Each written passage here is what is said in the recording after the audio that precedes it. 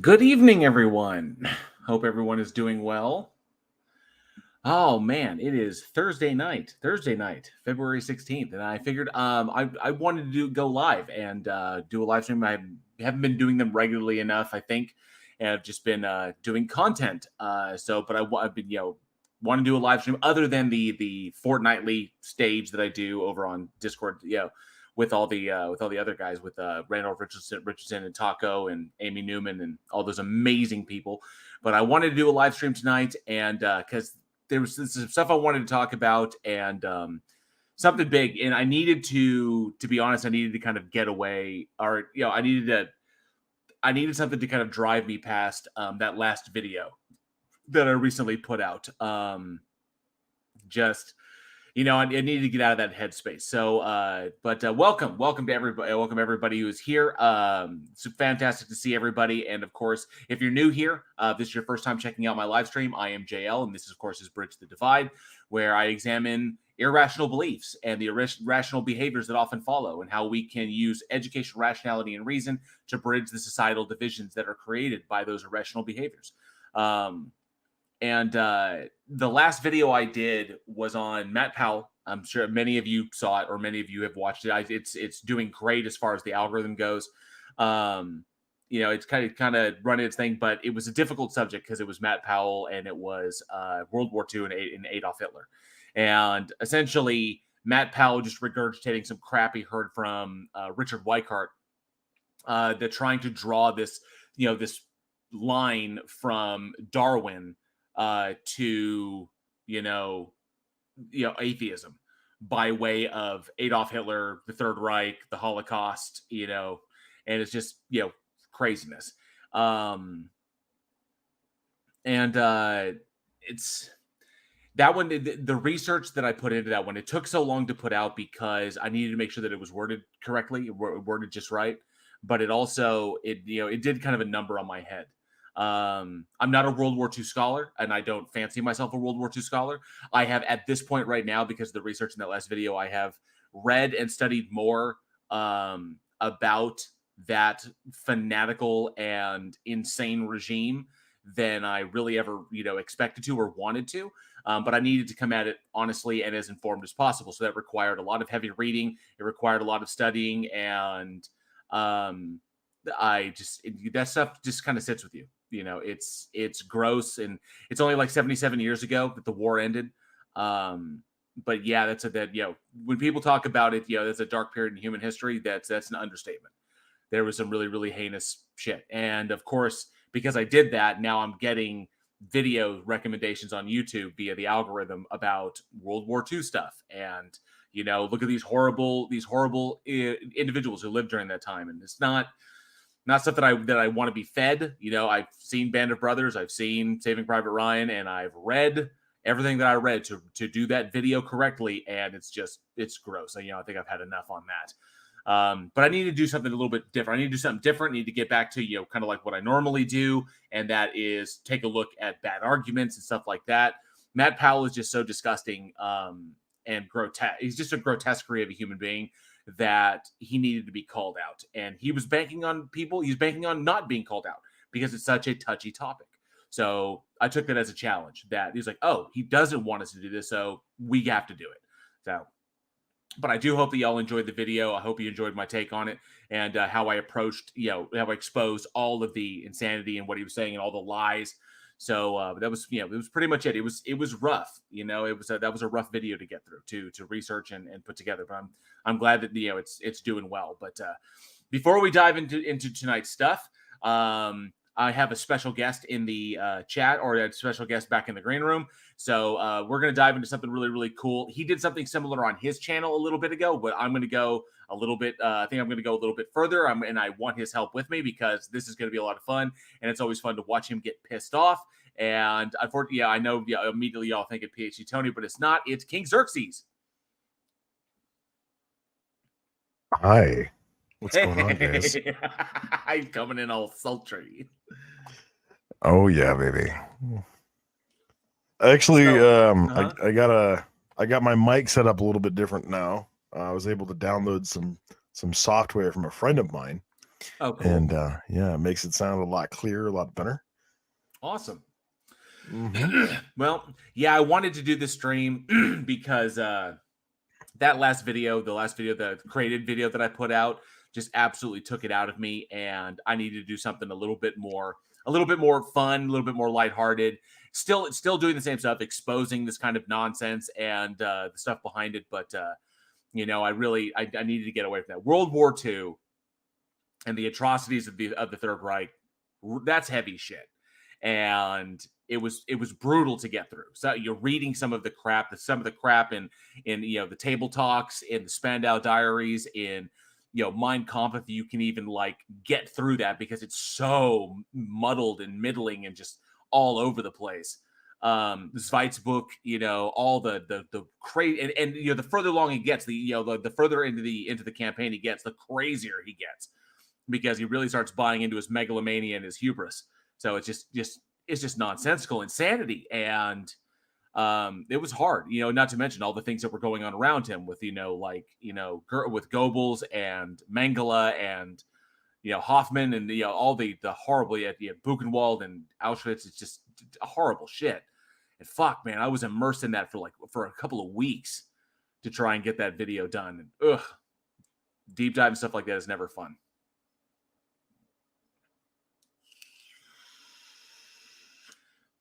Got you muted, bud.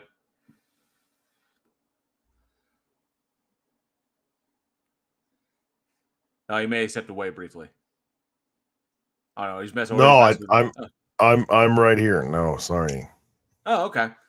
Yeah. So, but yeah, so I wanted to do this because this is a little bit, you know, more in tune with what I usually do. And I knew that you had already previously gone into this a bit, but we have I did some deep diving and did some research, and you know, so now we're gonna take a good hard look at this stuff before we dive into any of that. So I want to say hi to who we've got in the chat before the chat gets a little too large.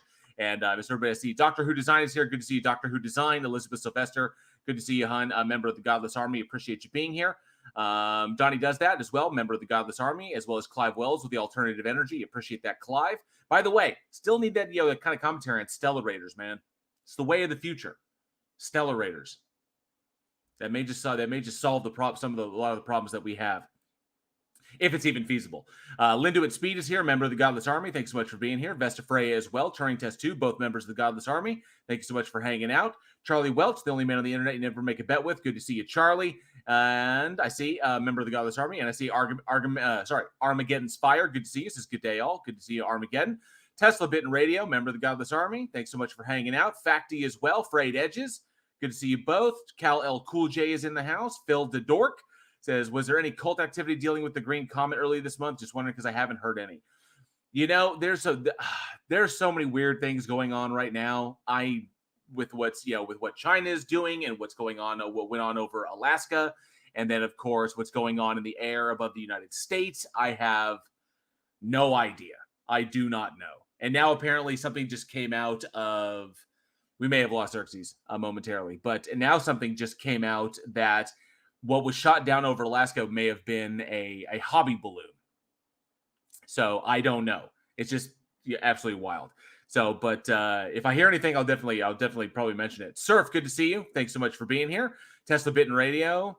Mike Molsky is here. It says Matt Powell trying to rewrite history. He most certainly did. It was some revisionist nonsense. Really screwed up shit. Mr. Twitch, good to see you, sir. Unlocked, member of the Godless Army. Good to see you. Thanks so much for being here. Mark Short, good to see you. Thanks so much for hanging out. Sorsha Red Hair says just a quick hello, but I'm going to bed. It's way past midnight here. I will watch this later. Have fun. Thank you, Sorsha. Thanks so much for hanging out. Thank you for being a member of the Godless Army. Appreciate that. Let me see here. Difficult subject. It was a difficult subject, Lindau. It absolutely was. Anna is here. Member of the Godless Army. Says, hi, everyone. Good to see you. Lucy and Dark Wolf as well. Says, hello, everyone. Hope you're all doing well. I am doing much, much better now that I'm done with that last video and it's out and done. Yay. I'm I'm happy to be past that. Thank you. I hope you're doing well as well. Regios, good to see you. Another member of the Godless Army. It says, nice to see Xerxes guesting on 2 channels in 2 days. I love having King Xerxes on. Xerxes rocks. And Xerxes and I go back. Xerxes and I go back to the Discord stages. So when they were doing the Discord stages that were broadcast everywhere. And it was always fun because it was Xerxes, myself, Androcus, and Jack Burton. And we would put those stages up, and it was just the four of us, and we each had our own kind of little specialties that we dealt with. And whenever something, biblical history or something like that came up, Xerxes would handle it. Science would, I would typically jump in, and Androcus would handle philosophical things, and then Jack was there for kind of color commentary, but he also had his own takes. So it was a lot of fun, and and those stages would pull in like 400 plus people every single time we did one. So it was always a blast. Unfortunately, they took down the Discord stages, and so we have to, we have to do it elsewhere. Which is why we're currently doing the bi-weekly stages. But Xerxes and I are currently trying to put up or get together another kind of stage where it's a smaller group, where it's like probably me, him, maybe Jack, maybe Jefferson Spatchcock, somebody, and try to do that, or maybe have a rotating set of speakers where we could have like maybe 4 or 5 people on there, but we do 2 at a time or 3 at a time. So it was a really good idea, and we're just trying to put that together because because the Discord stages were perfect. The Discord stages broadcast us to everywhere on Discord, so everyone could join in. It's difficult to do that outside of that because there's not really a program out there that just does that allows you to like just have that kind of where people can come in from everywhere and be automatically advertised to a massive audience, which is what the Discord stages did. But unfortunately, it's just us. Let me see. I got some new people here popped in. Ilya Lates is here. Good to see you, Ilya Lates. Says it was not surprising to see that Matt Powell knows about as much as history as he does about physics. Absolutely true, Ilya. Clive Wells says perhaps Mr. Sensible's Mage 3 balloon will need some sort of defensive equipment. Quite possible. It is quite possible. Thank you, Mike Molsky. Loved your talk with MC Toon. That was a fun talk. That was a lot of fun. Absolutely was. It was. And Xerxes, you see the Regios is not. It says it's nice to see you guesting on 2 channels in 2 days. Yes, thank you. I appreciate that. I like to be on everybody's channel. Makes me feel wanted. Let's see. Hill Hugger says, "Good day, all from a hot sunny day down under. Good to see you, Hill Hugger. Thanks so much, all the way from the land down under." Skepticus Maximus is here. Says, "Woot! I caught the live. Hey, all good to see you, Skepticus, and Sally Skeleton as well. Good to see you, Sally. Thanks so much for hanging out." Snowstorm coming in up north from Lindau at speed. Oh, snowstorm coming. There was apparently weather last night. Crazy weather south of me. Tornadoes and shit. That apparently, that way it was several hours down south, or a couple hours south. So we didn't see any of it, but Victory Joker says, "Bridge the divide." Oh, look, it's 2 of my favorite atheist YouTubers. I hope y'all are having a great evening. Yeah, I missed those stages. I was only up once or twice, but it was a fun thing. Those stages were amazing. Weren't they?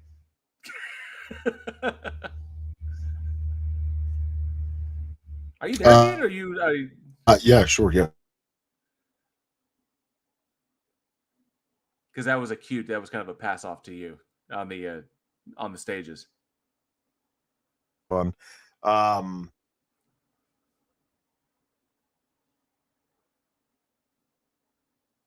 They 400 to 500 people every night listening, and there was never any shortage of people that wanted to come up and talk, and we were never forced to have to talk to the same people over and over and over again unless we wanted to. Right. I mean, there were so many new people. It was a lot of fun. It was basically like having a call-in TV show. Yeah, it was. It was amazing. So the best thing about it was that we were accessing people of a community or people within the Discord community who were not familiar with those of us who do this sort of debating thing, like theism versus atheism. So we were getting access to Christians, Muslims, even atheists who they weren't part of this. They didn't watch like theism versus atheism debates on YouTube. They'd never heard any of these arguments. They never really thought about their worldview all that much. So that was even better. But unfortunately, Discord sunset the stages, and so we don't get to do that anymore. And I have sent them a very lengthy email expressing my discontentment with that. Did we ever hear exactly what the reason was why they got rid of them? Was it because Bad Apple spoiled the bunch? I don't know what the exact reason was. My suspicion is it was probably a licensing issue with Clubhouse. Oh, interesting. Huh. Very weird. Well, hopefully one day we get them back, because those are absolutely amazing. And they would make our lives a hell of a lot easier trying to do stages like this where we can get together and have these conversations and questions, because it's important to have them. And that's, why we want to do it. But so I see you managed to catch everybody in the live chat. Good to see everyone. Thanks for hanging out. So the question is, why are we here tonight? And the big thing is I wanted to address a channel that I came across that somebody sent me a okay, hang on a second. I got to address this. Oh, Sam, I am. Good to see you. He says, hey, JL, don't get to pop in too often. Love your commentary. Oh, thank you so much, Sam. I appreciate that very, very much. Thank you. Mr. Twitch. So, Mr. Twitch states, atheism debates are as dumb as flat earth. So, okay, so a blanket statement like that is incredibly vague. But when it comes to like debating, various things, it's important. These things are important because it points out how individuals come to conclusions that are unjustified, because you utilize the debate technique. So like, person has a claim, that claim is true. I'm saying the claim is false. We debate how that's either incorrect or that's correct. And so that's the whole point, because the debates aren't for each other. I'm not doing it for the other interlocutor, or when Xerxes is up and he's debating somebody. The whole point is not to convince the other person. The point is for the audience. That's what makes debates important. It's everybody who's listening, all those individuals who themselves will probably never be involved in a debate.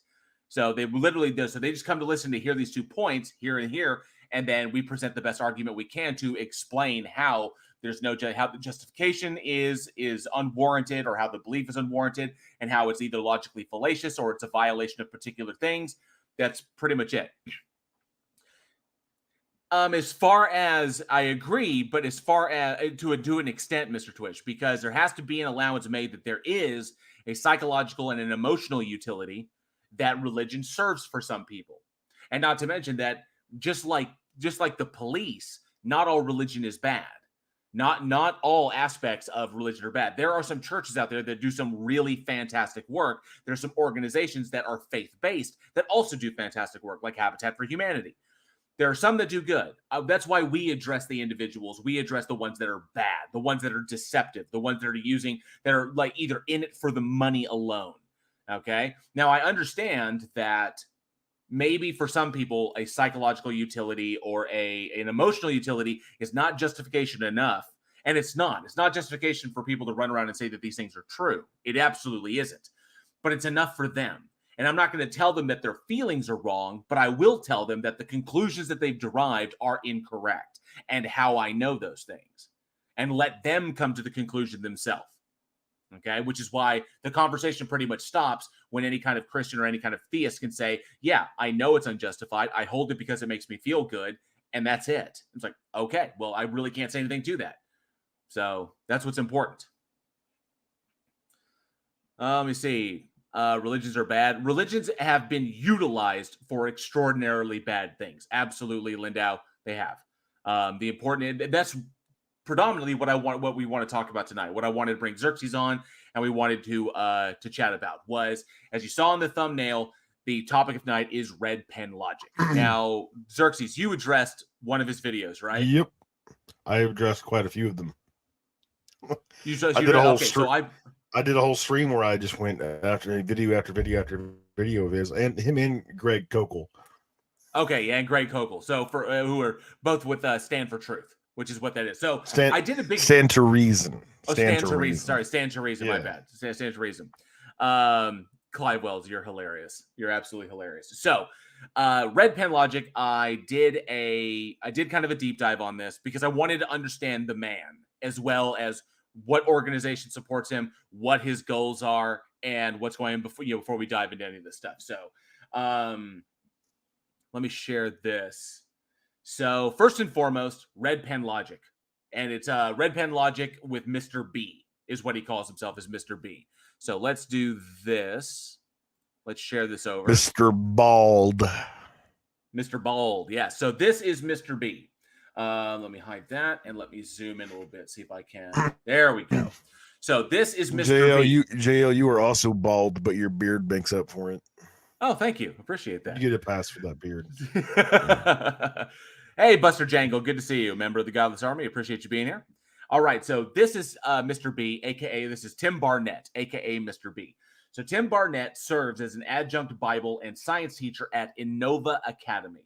He has earned a Bachelor of Science honors in physics and astronomy from York University and a Bachelor of Education from the University of Ontario Institute of Technology. Tim also has a Master of Arts in Philosophy from Southern Evangelical Seminary. Currently, Tim is a professional apologist and speaker with Stand to Reason. Using easy-to-follow and visually engaging presentations, Tim trains Christians to think clearly about what they believe and why they believe it. Tim's passion and energy help motivate students to love God with all your mind. Tim has worked as a professional high school teacher since 2008, employed in both the private and public sector. Tim is married to Stacy, and they have 3 beautiful little girls. So this is Tim Barnett, and going from this, I kind of looked into it. So he has a Bachelor of Science honors in physics and astronomy from York University and a Bachelor of Education from the University of Toronto IT. So he's effectively, he has a pretty solid understanding of science. Not super deep. He hasn't gone super deep in any one particular field because this is physics and astronomy, which I found out by going to the York University that it's kind of like a package thing that they do. And so he basically has enough science knowledge to teach this to like junior high and high school students as far as like America is concerned. And then, of course, his Bachelor of Education, which is what enables him to be a teacher. All right. So, and then, of course, he has a Master of Arts in Philosophy from Southern Evangelical Seminary, which ostensibly I looked into them, and you could pretty much just buy your way to that. So, to get your Master of Arts. It's not a diploma mill like Patriot University, like Kent Hovind got from, but you can essentially just kind of like, as long as you pay your tuition and you pass your classes, you can pretty much just get your Master of Arts from there. That's pretty much all that is. So as far as this goes, he does have some credentials behind him, but I would not say enough to speak at length about some of the deeper nuances of applied science. I wouldn't say that at all.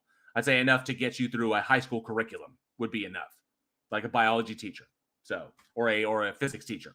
But that's pretty much it. So that's Tim. So that led me to try and so currently he says he worked in the private and public sector, which means he taught public schools, which don't allow the whole like God aspect. But he also taught privately, and I was like, okay, private. And he's currently a teacher, a Bible and science teacher at Anova. So I was like, what is Anova? So I had to look into Anova. And one sec, we're gonna get there. So I had to look into what Anova is.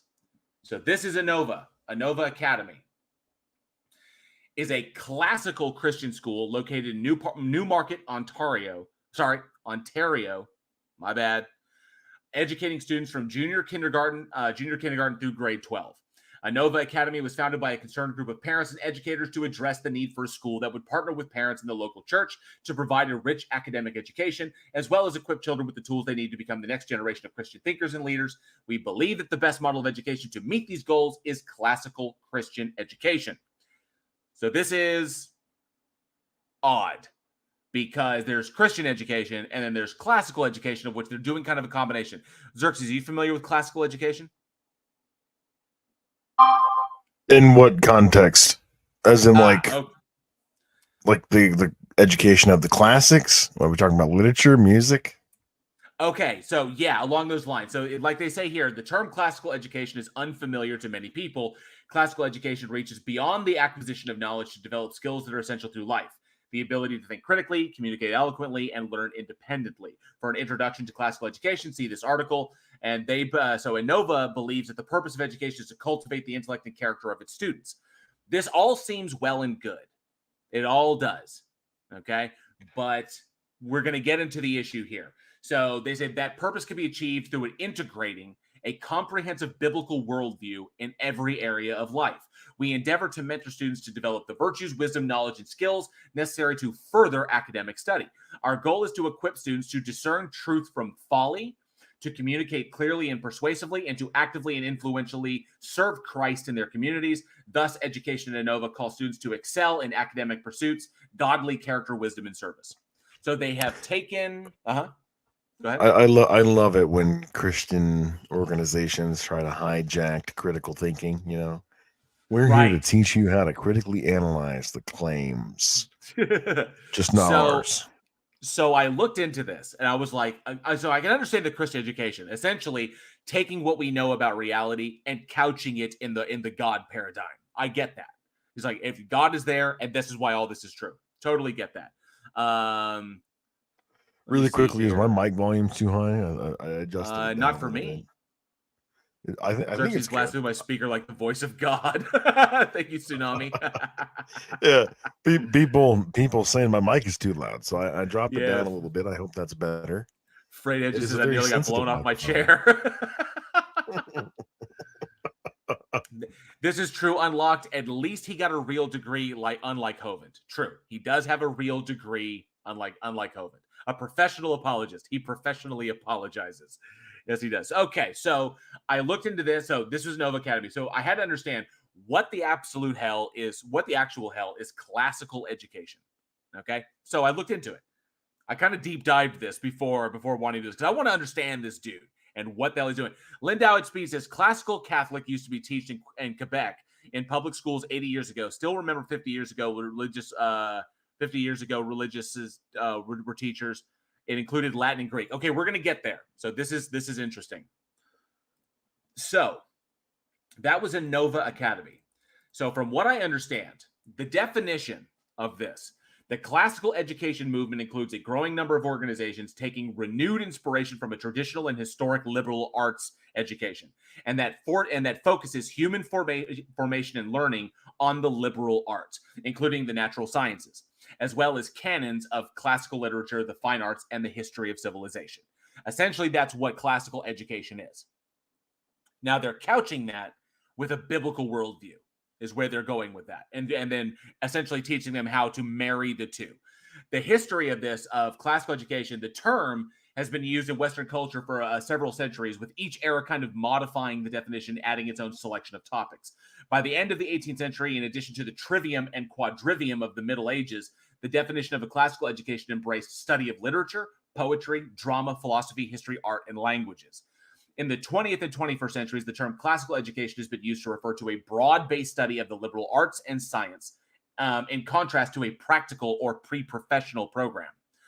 A number of informal groups and professional organizations have led the classical education movement in the past century. Within the secular classical movement, Mortimer Adler and Robert Hutchins set forth the great books of Western civilization as the center stage for a classical education curriculum in the 30s.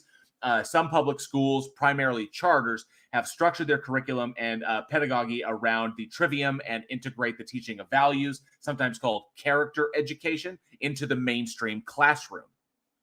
All right, so the way it's broken down, the way this kind of classical education is broken down, is that it's broken down into 3 stages. You have the trivium, you have the quadrivium, and then you have the tertiary. All right, the trivium. Primary education is the trivium, and it's based kind of on you're familiar with Dorothy Sayers?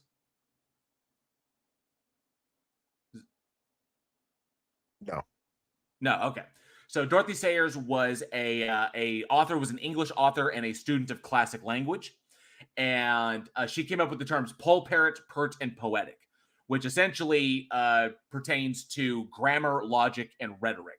So grammar, kindergarten through fourth grade. Grammar consists of language skills such as reading and the mechanics of writing. Then when they get to 5th grade, they go into logic. Logic is the process of correct reasoning. The traditional text for teaching logic was Aristotelian logic. And then rhetoric, 9 through 12, rhetorical debate and composition are taught to somewhat older, often high school age students who by this point in their education have the concepts and logic to criticize their own work and persuade others.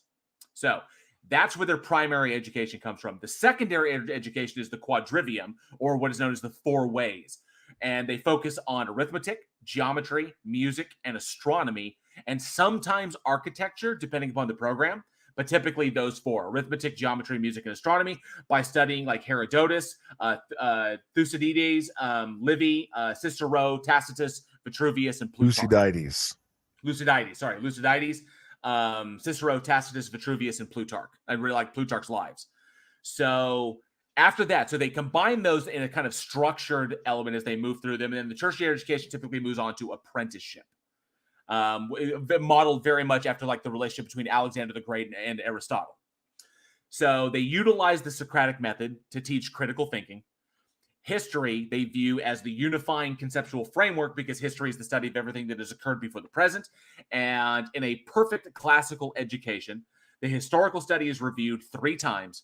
First, to learn the grammar, the concepts, terms, and skills in the order developed. Next time, the logic, how these elements can be assembled. And finally, the rhetoric is how to produce good, humanly useful, and beautiful objects that satisfy the grammar and logic of the field.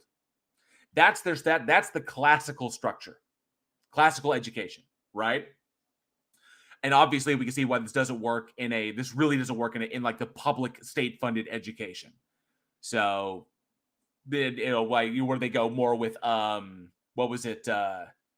more with standardized, learning. A thing, kind of like one size fits all learning for which we know we understand there's problems with that. So they take this form of education and they couch this thing in a biblical worldview and marry these things together. And I guess they try to marry them together to justify the kind of God worldview or the biblical worldview. My question is this. If they're truly going through this, if like Anova University or Anova Academy, if Anova Academy is truly going through this process, going by all these works and going through history, they would come to the same conclusions that many of us did if they were doing it honestly. So how the hell do you think, your opinion, how the hell do you think they're marrying these concepts with what they're claiming to study?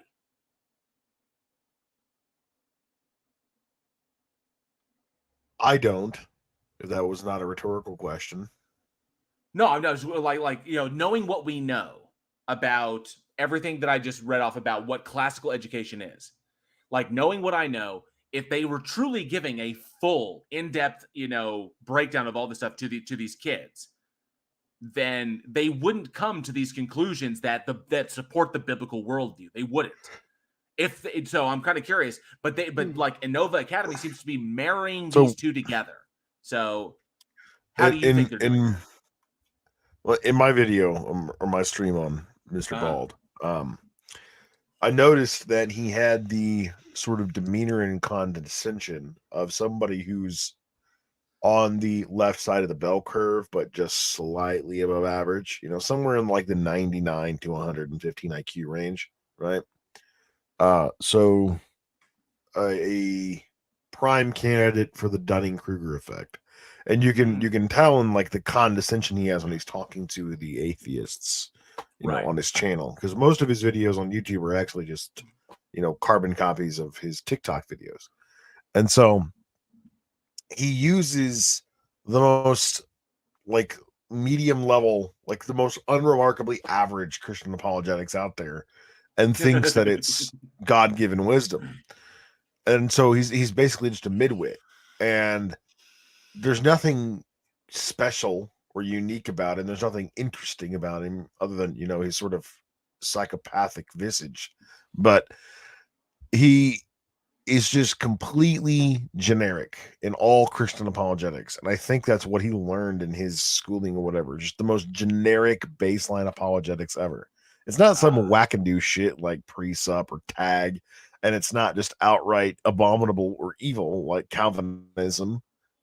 It's just generic 2008 Christian apologetics. That's all it is. It's the Coldplay of Christian apologetics. the Imagine Dragons of Christian apologetics. Yeah, basically. I love that joke. There's a joke there. It was like, hey, I just took all the flavors of I just took all the flavors of LaCroix and I made a band out of them. You know what it's called? Imagine Dragons. So Skepticus Maximus asks, how the hell do you marry Socratic through to religious dogma? And that's the damn question, is how the hell they do this. Because if you follow these things through to their conclusions and understand them and are teaching them honestly, you can't get to that. There is a line of demarcation that will not be crossed, which is my curiosity. It was like, holy shit. So this dude's job, like his day-to-day job, is literally is giving a kind of half-assed, biased version of history and these subjects in order to justify, in order to basically fit them within the framework of a biblical worldview. And they're starting from the begging the question that God exists instead of, so they're basically saying so God is true, and that's true. We're not going to deal with that truth claim, but we're going to examine everything else under the light of it being true. The problem is that there are things and from my understanding, there are things you have to leave out. There are observations you can make about Tacitus, or other individuals that you cannot bridge that gap. So there is a level of deception here where it's not wholly together.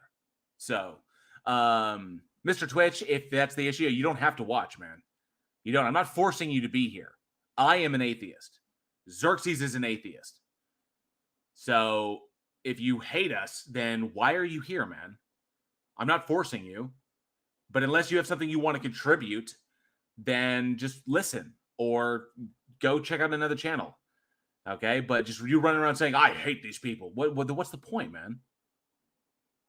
Yeah, I don't know if you noticed his beef with me, but his main complaint with me is that I use encyclopedias for my arguments. How dare I have a researched and informed worldview? Goodness. I've used a lot of encyclopedias. Like I tend to go to them. Like, oh, here's one. The Stanford Encyclopedia of Philosophy, dude. The SCP is like literally bookmarked on my browser because I go to it a lot. Okay. And even I haven't memorized everything that's in it, but JL, I don't know if you remember him, but Mr. Twitch is in our bi-weekly stage that we do, which, by the way, we have one coming up this Sunday. We do. Our bi-weekly stage that we do, the quasi T-Jump show. He's in the thread on that, and Heathen Hangout all the time. So he's always like harassing us in there. We just ignore him because nobody's usually looking at the text chat there. Oh, let me see here. So I think somebody popped in there, said it was him, Mr. Pipeline Audio. Good to see you. Says I was going to say this classical education would annihilate their Pentecostalism. And Aaron Reese, member of the Godless Army, says Xerxes and JL. This is the best thing since they did buy one get one behind the local truck stop. I fucking love Aaron, dude. Aaron is buy one get one. What? It's behind the truck stop. That's all you need to know. I don't know what I might be purchasing behind the truck stop, but my suspicion is it's two legs and bipedal. This is true. Oi boy, good to see you. Thanks so much for hanging out. Skepticus Maximus says precept, confirmation bias, circular reasoning. Is there anything confirmation bias and circular reasoning? Is there anything it can't do? Now, precept, you can do whatever you want, man. That is the playground of just like, whatever works. Fuck logic, fuck reason, fuck rationality, fuck empiricism. Precept. That's where that's the last vestige of the Christian God. Is just like, I'm hanging out over here because you can't attack me over here. Tesla Bit Radio says, Mr. Twitch, it's okay. The flying spaghetti monster in the sky likes you. Flying spaghetti monster loves everybody. Ramen. Grim Skeptic is here. Good to see you. Grim Skeptic says, Xerxes and I have so much beef, we're going to have a barbecue.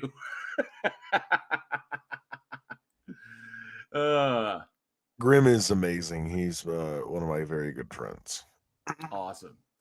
Casey Cooper, good to see you. Thanks so much for hanging out. Let me see here. Daniel Cooper as well says no kink shaming. Absolutely no kink shaming here. Not on this channel. Aaron Reese says no, Xerxes. That's behind the dumpster, not behind the truck stop. Oh, okay. So he's buying meth. Clive Wells says hate gives you focus, makes you more powerful. Emperor Palpatine. Good point. Thank you, Clive. I heard that's exactly what they got going on over at CERN.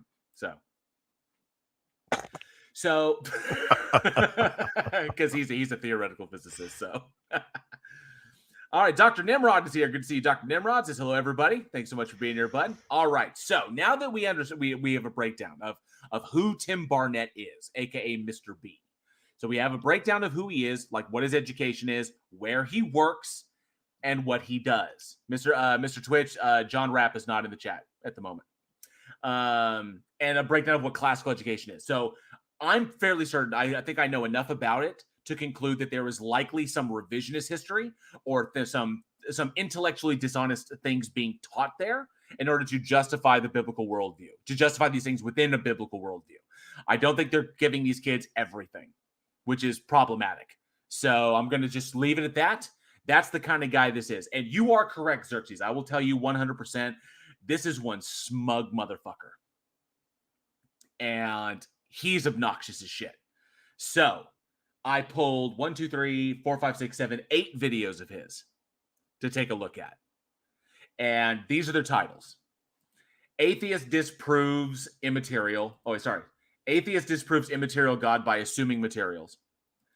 Atheist offers 10 fallacies to disprove God. Atheist proves you don't have a relationship. Atheist proves you don't have a relationship with God. Should Christians pray for atheists? The Bible doesn't say what he thinks it says. TikToker claims Christianity is abusive. Why doesn't God kill Satan? And why this atheist doesn't believe. Those are the ones that I chose. So I reviewed a couple of those. The Bible doesn't say what you think it says. You might want to skip that one because that's over abortion. So it's not like anything interesting. Oh, okay, gotcha. Well, how about this? It's just the debating whether or not God's pro-abortion or like it's does life begin at conception? Basically, is what gotcha. The debate is over in that video. So does the Bible say that we were that we're alive before we're born, or are we only alive after we take our first breath? Well, it kind of says both. It just depends on the poetry that you're reading in the given moment. Well, how about this? Let's see. There we go. The rest of them I reviewed. And, so like with his 10 fallacies video, he's just he's going after. Well, I figure we'll jump into that. Well, because you and I both love pointing out fallacies. We love doing it. So, but I think we'll jump on that one first. That was the one that kind of intrigued me the most. Let me see here. Exceptionally average. Good to see you. Thanks so much for being there. Yep. Question everything. I love that PFP. Excellent work. Xerxes hasn't lied to me yet, as far as I know. So I wouldn't call him a liar. Mr. Twitch. Repo Salmon says, I did not know that Xerxes had a 15-pack of abs. Oh, because you're it's only 8. It's only 8. Hildia, good to see you. Thanks so much for being here. It says, I grew up under strict Christian parents and homeschooled, and Christianity is 100% abusive. I've got some a Hassan bite model that will back you up on that. Let me see here. Buster Jangles says, Mr. Twitch, you make a lot of guesses. Apparently does. And I think contradiction. Oh, Aaron Reese says, contradictions in the Bible? Never. Otherwise, someone might use them to cherry pick their argument. Very good point. Let's check this one out. Atheist offers 10 fallacies to disprove. It'd be a good one. So a few days ago, I'm scrolling through the comment section of this channel, and I came across. There we go. So we're going to back this up.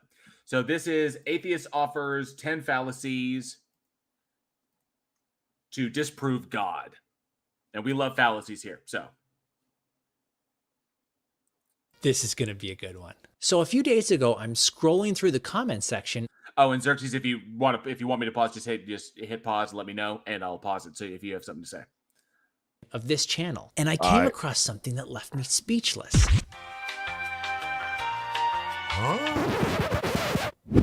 At first, I wasn't sure if this was serious or if it was just a joke. The comment claimed to offer 10 ways to prove that God doesn't exist. This comment also... Okay.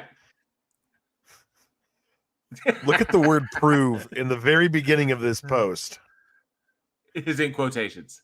It's in quotations. So this is obviously tongue-in-cheek, right? Like the person writing out these points knows that the word prove is not literal in this context. Otherwise, they would not have gone through the effort to put quotation marks on either side of it. This person is obviously saying that the word prove is silly within this context, but here I'll quote unquote prove it. That's what he's doing. Anybody with a 6th grade reading comprehension would have figured that out pretty quickly. So we should take this post not as seriously as Red Pen is taking it.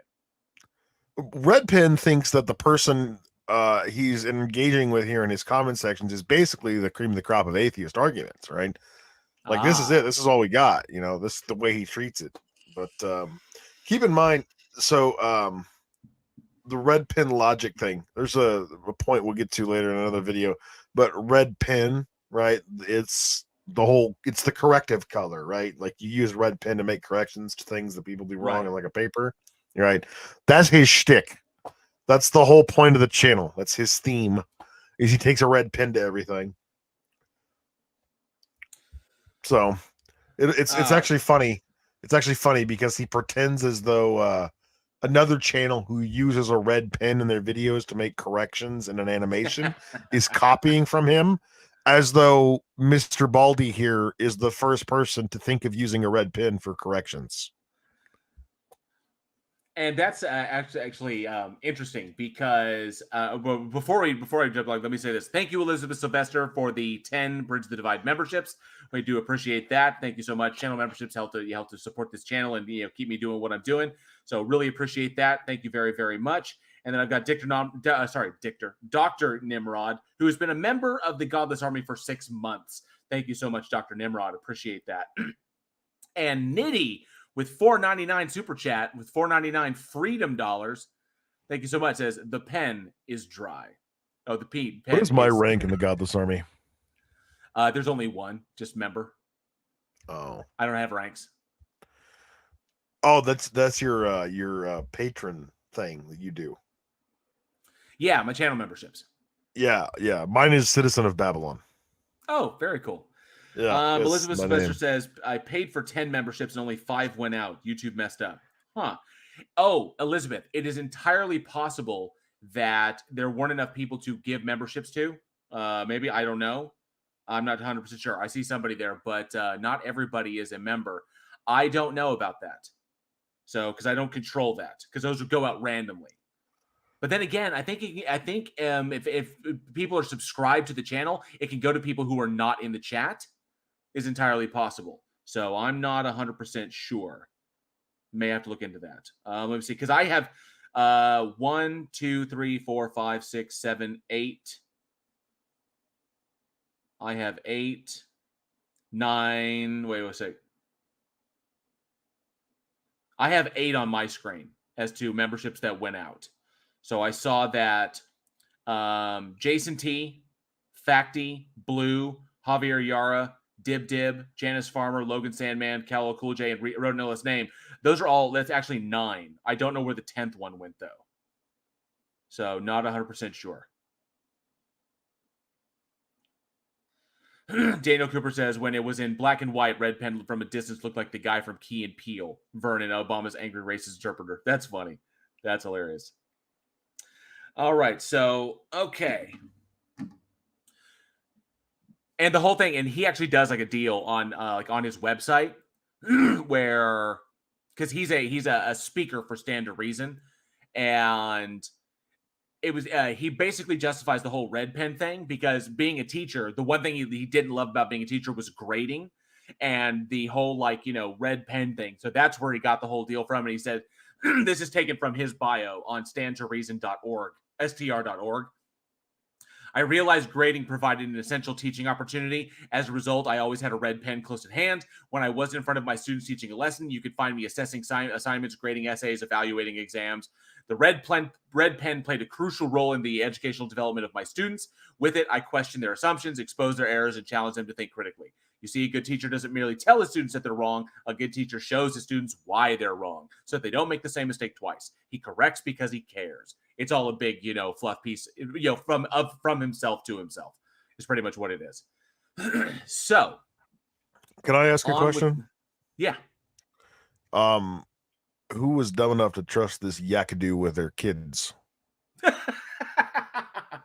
That's a damn good question. So, I mean, yeah, maybe it's just me, but he gives me some really creepy fucking vibes. I think the thing that really bothers me is on a lot of his videos, he wears a button-down shirt and he buttons the top collar button, but he doesn't wear a tie. The only people who do that are gangsters and pedophiles. Okay, easy with the with the new YouTube restrictions, but easy on the PD word, Okay. on the P word. Okay, the only Let's see people who here. do that are gangsters and the guy that made all the Subway sandwich commercials. Let's check this out. Joke. The comment claimed to offer 10 ways to prove that God doesn't exist. This comment also caught the attention of my friend, Mike Winger, who has a teeny tiny YouTube channel called The Bible Thinker. You probably haven't heard of it. For fun, I challenged Winger to respond to all 10 challenges in less than 2 minutes. Mike said, under 2 minutes? That's 12 seconds each. I don't know if I can do that. I said, fine, 3 minutes. He replied, challenge accepted. But why should Mike get to have all the fun? So because I'm a good sport, I decided to show Winger how it's done. It's time to make Mike my wingman. And one thing I like pointing out about this is his opening little kind of vid, his intro vid. And there's a post from Melissa Milano that he's responding to. It says, reminder, abortion is a constitutional right and is currently legal in all 50 states.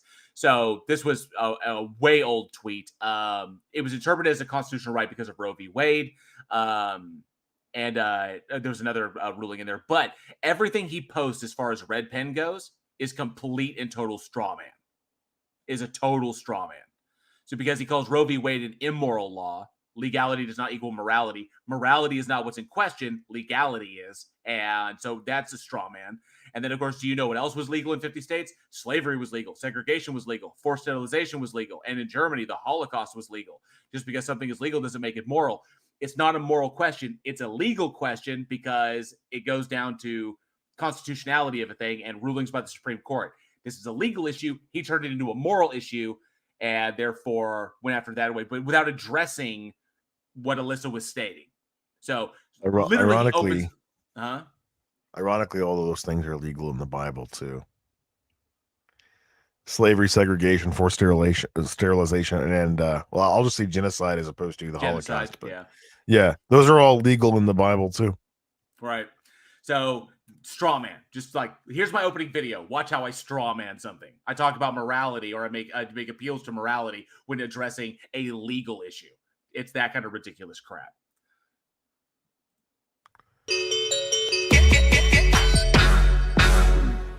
This is Red Pen Logic with Mr. B, where we help you assess bad thinking by using good thinking, and we have way too much fun while we're doing it. Today's challenge comes courtesy of Brian Doyle. He offers 10 ways to prove that God doesn't exist. Let's see what he's got. Video guy, please put 3 minutes on the clock, and let's include a fallacy counter, just because. Proof number 1. The fact that a human being has to tell you about the existence of your God proves there's no God.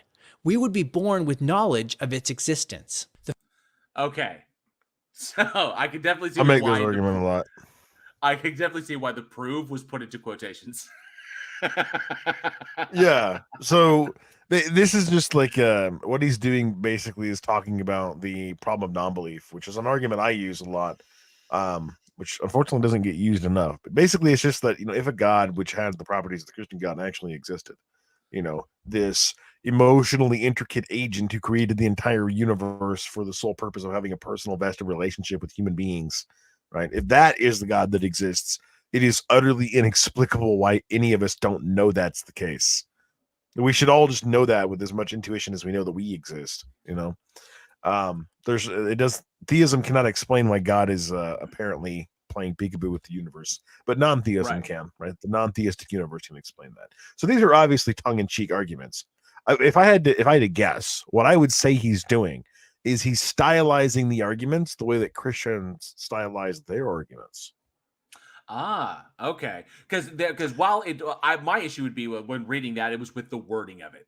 Is that like you said, the stylization of it. The wording of it is kind of suspect, but there is a kernel of truth there. A kernel is like, why wouldn't this be ingrained in us? Why wouldn't we just, like when we're coming of age, we can start to articulate, have this innate knowledge of this entity that exists, given the attributes that it's asserted to have. So that which would make sense if this thing existed and this is the way the world ran. and it wasn't doing a whole like peekaboo thing with us and deliberately hiding itself from us, which puts it into the dishonest category or the deceptive category. So if it was this way, why isn't it like this? As Dawkins would point out, the universe reflects the idea as like as what we would expect to see if there wasn't a God, is the whole point. And so why isn't it there? So I get there's kind of a kernel there, but I agree with you that he's stylized it. So let's hear what the other one more thing though is that when atheists use arguments like the problem of non-belief or divine hiddenness, it's an inference to the best explanation, not a rigid logical proof. But when Christians use arguments that are inferences to the best explanation, like say the teleological argument, for instance, they frame them as a rigid logical proof. An example of this is P-Town from the stream that I did last night on Amy Newman's channel. Shout out to Amy Newman. That is exactly what P-Town was doing the entire time. He was making an argument from inference to the best explanation, which, despite the substance of his argument being like completely vacuous, he was making an inference to the best explanation, but framing it as a strict logical proof. That's what Christians do. They do this with almost all of their arguments: moral argument, teleological argument, etc. And that's what this guy is doing. And all of the arguments he uses in here, most of them are inferences to the best explanation if you actually look at the substance of the argument he's quoting. But he's framing them in the style of an absolute rigid proof, the way that Christians do. Right. Which, again, is why I suspect the proof up at the top is in quotation marks, because he's being tongue-in-cheek. And it went right over Mr. Baldy's head. He could have, yeah. Probably why he has no hair. He just shaved it out. Good to see you. I see you, Raven Darkstar's here. Good to see you, Raven. Thanks so much for popping in. Appreciate that.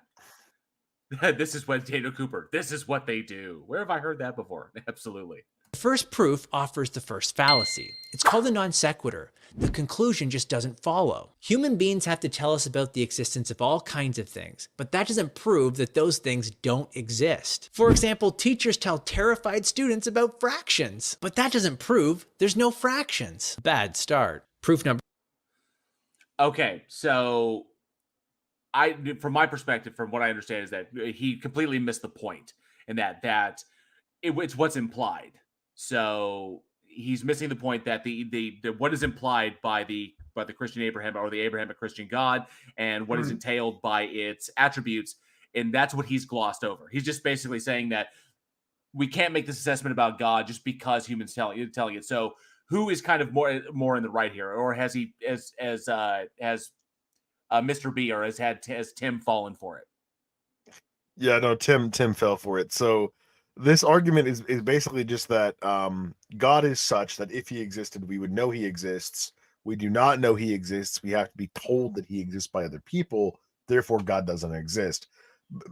Mr. Baldy's fractions example is not comparable because nobody assumes that the existence or non-existence of fractions would be readily apparent to everybody on an intuitive basis. Like, we wouldn't just know that that's the case.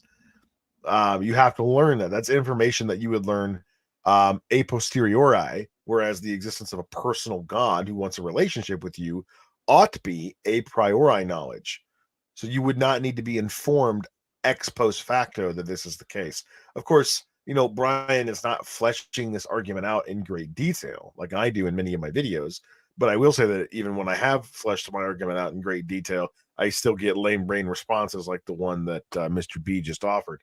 But not only did he not understand what this argument is meaning, the response that he gave to it is just manifestly inimplicable. Like, Number 2, a God belief is simple geography. Being raised in a Christian home decides which God you believe in. This one's funny. He doesn't say Christian. The comma was being raised in a religious home informs what God you typically believe in.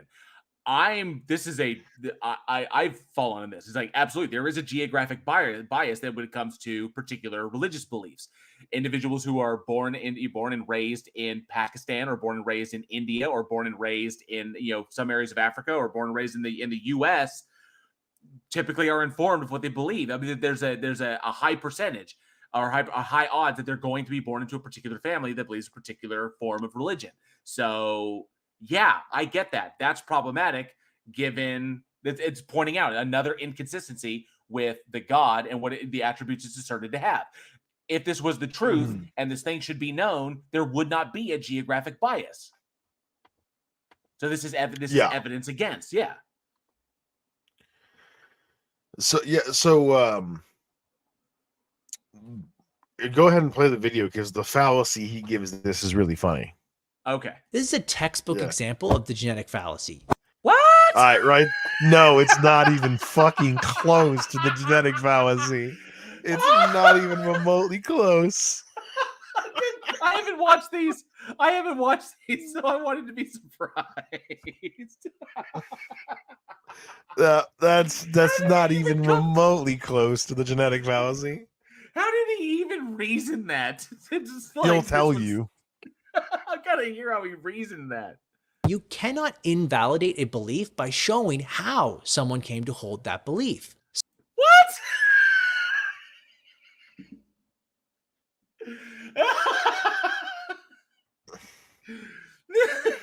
How are you not cracking up at this? Because I already went through it. None of this is shocking to me. Proof is about God belief, not about whether or not God exists. Put another fallacy on the board. So much for proof number 2. What? He doesn't go into any further detail whatsoever. No. Basically, what he's saying is that the reason why people believe a thing does not have true, which is technically correct, but obviously not what Brian was again trying to point out.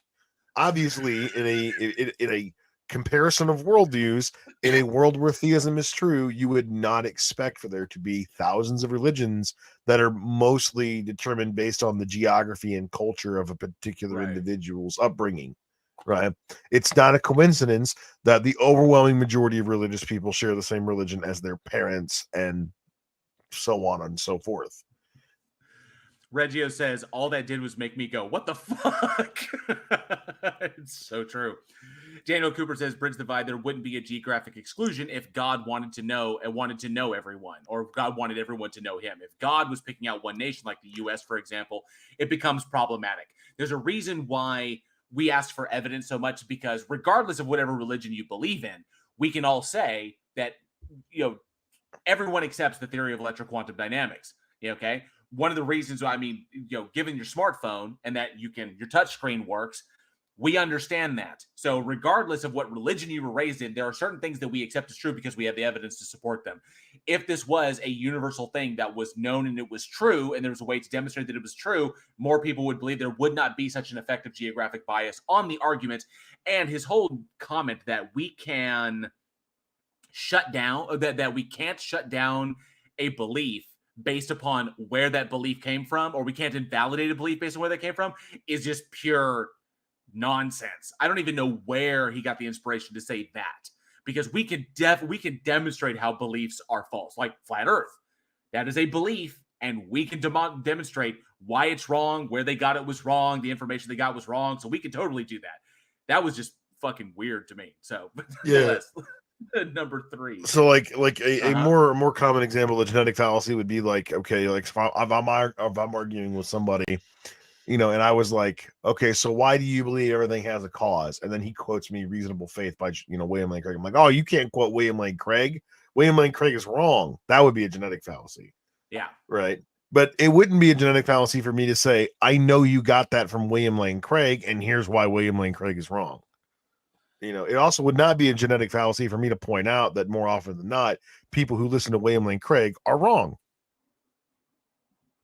And a quick shout out to Tyler West in the comment section, because he finally noticed what I was doing. The reason I'm calling this guy Mr. Baldy is in hopes that maybe God will send a bear to my house. It's got to be 2 female bears to maul you. And I guess I'm too old. I've passed the age mark. I have to be a child. You have to be a child to be mauled by a bear. I'm going to recruit my nephew to come in here and call this guy Mr. Baldy, because A, he's supposedly a man of God, and B, he's bald. So we're fitting most of the criterion of 2 Kings chapter 2, and then we'll see if God sends 2 bears to kill my. You gotta say, go up, Baldy, go up. Yeah, that's what you gotta say. You gotta say, go up. Baldy. Get out of here. Get out of here. That's what that means in Old English. Yeah, get out of here, Baldy. I was Genetic waiting for someone to fallacy. realize why I was doing that, you know. Oh, genetic fallacy. That's hilarious. Proof number 3. There was no time before the Big Bang. So that means that there was no time for a God to exist in or create things in. Okay, so cosmology is what it's looking at, is essentially talking about the state of the universe before the beginning of observability with the Big Bang. This gets brought up a lot, and that the concept that, you know, with space and time being so interwoven, but time as we understand it does not necessarily state, or it is not time as we understand it being interwoven with space time. So space time as we understand it now in the universe is not necessarily what time potentially was, or what state it could have been measured in before the Big Bang, because that's where our observability stops going backwards, meaning measurability. So making comments about this is, you know, but I get the concept that time as we understand it, the measurement of change between 2 points. So you have a point and then you have another point. So you have the point before creation, and I've heard you bring this up a lot. You have the point before creation and the point of creation. So in order to get from point A to point B, there has to be a change. That change, in order to measure that change, then that's what we call time. And so if time doesn't exist and temporal states can't change, that means God is static. God never gets to that point. And the best, I mean, I've heard somebody come up and was like, well, not if it all happens simultaneously, but then that is countered by the fact, well, then God existed eternally. That's a problem too, because you can't say it's eternally for one moment. You know, but it's still the problem, Uh-huh. he's not only did he exist eternally, but he's eternally creating the universe, which eternally exists as well. So it's a modal collapse, and there's no Right. actual way of identifying God as the efficient cause of the universe. I had one guy, and I haven't uploaded this video. I was going to, and then I got sidetracked. But there's a guy I debated. His name was Emery, and he was making the argument that God is simultaneously necessary for the existence of the universe, but that the universe has always existed.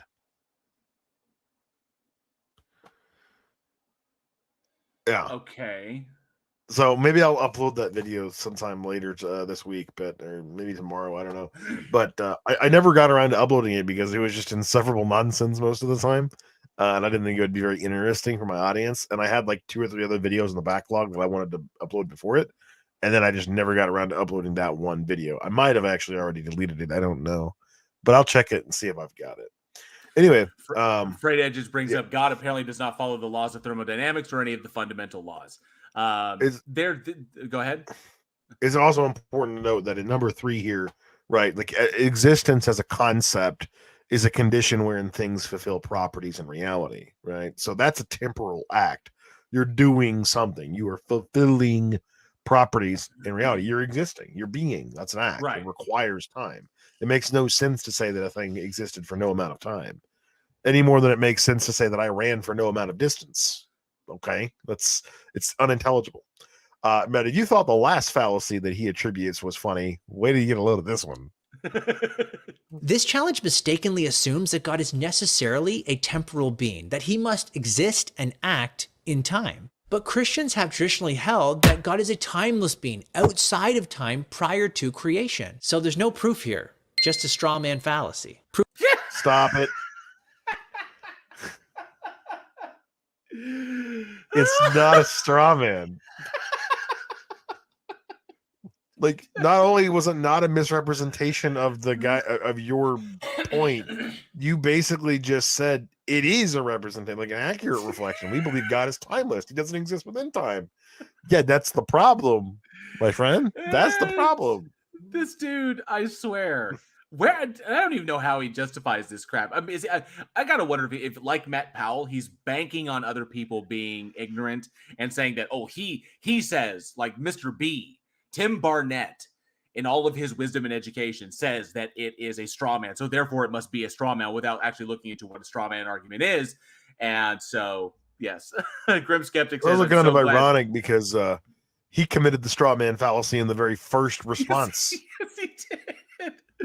Grim Skeptic says, I'm so glad this recommendation made it to JL. Laughter is priceless. Abs, thank you, Grim Skeptic. Appreciate that. This dude's fucking hilarious. Proof number 4. The Abrahamic God cannot exist because it wasn't the first God to be created. There are other gods that have been proclaimed to exist before this God. They can't all be true, so if we can deny the existence of one of these gods, we can use the same method to deny them all. Okay, so even if it's a tongue-in-cheek post, that is an excellent point. The Yahweh, or the Christian God, is not the first God to be envisioned. And so if we can say that Yahweh is not, say, the Mesoamerican gods or the Mesopotamian gods, or even the gods of like ancient primitive animism, those entities are like, say like the indigenous Americans and their ideas and stuff like that. I mean, when human beings crossed the Bering Strait, crossed the land bridge, and came and started proliferating through the Americas, their pantheons are way different than anything here. I mean, of course, then you got the Indo-European influences as well. So gods existed. The ideas of gods, concepts existed before the Christian God was ever even thought up, in what would eventually inform Judaism, and then going forward from there. So yeah, if we can say that these earlier gods, if we can knock them down based upon certain things, or certain like breaks in logic or breaks in reality, then we can still apply that. Just because it came later doesn't mean it's correct. So this is an excellent point, even if it is tongue in cheek. Yeah. So the other thing to point out here is that the Abrahamic God isn't even the first monotheistic God, not even by a long shot. But it's funny is that originally the Abrahamic God was part of a pantheon called the Elohim, the sons and daughters of El and Ashara. So, I mean, there was 4 in that, right? There were 70. 70? Oh, 70. Yeah, Yahweh has 70 brothers and sisters. You might recognize some of the names of these brothers and sisters. I know, like Baal. You have. There was one. There's a girl one, a female one that started with an A. I can't remember, but go ahead. Abaddon. Okay. Abaddon, Azazel, Moloch, Belial, Balaam, Baphomet, Beelzebub, Mammon, Asmodeus. These are all the same. Everything they turn into demons. Yeah, all the ones they turn into demons. Yeah, and the really cool one is Ashatan, or Satan, which turned later in Zoroastrianism, that turned into the adversary or the nemesis, Ashatan. I gotta hear this. If this is a good argument against God, then it's also a good argument against science, since older false concepts are often replaced by newer true concepts. On Doyle's logic, since the older geocentric view is false, we can just deny the newer heliocentric view by the same method. Of course, this is silly. We should weigh the evidence for each theory and for each God. Another non sequitur on the board. He keeps comparing like God to things which don't have the ability to reveal themselves to us, right? Like the fact, like people thought the earth was flat because that's the way they looked at it. It's what it looked like, right? And then we realized through investigation, no, it's not really flat.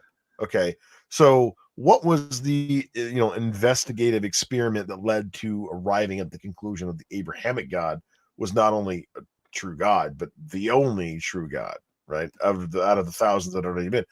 Would a guy talk to a bush? That's our experiment. I guess it's brilliant. Says what? No, that's not how that works.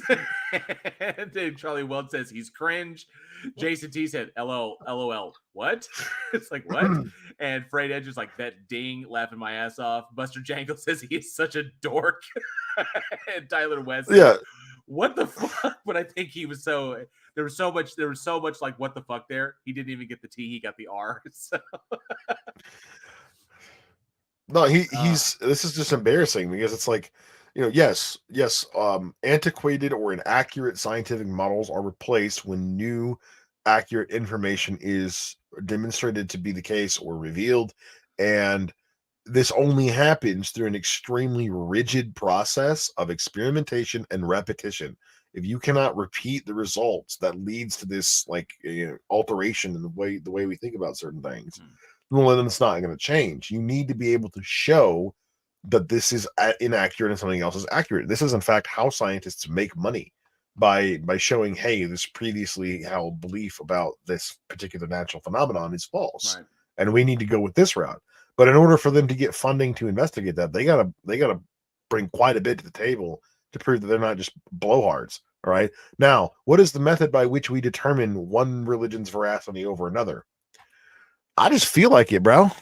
I feel it in my joeys. That's how I know it's to be true.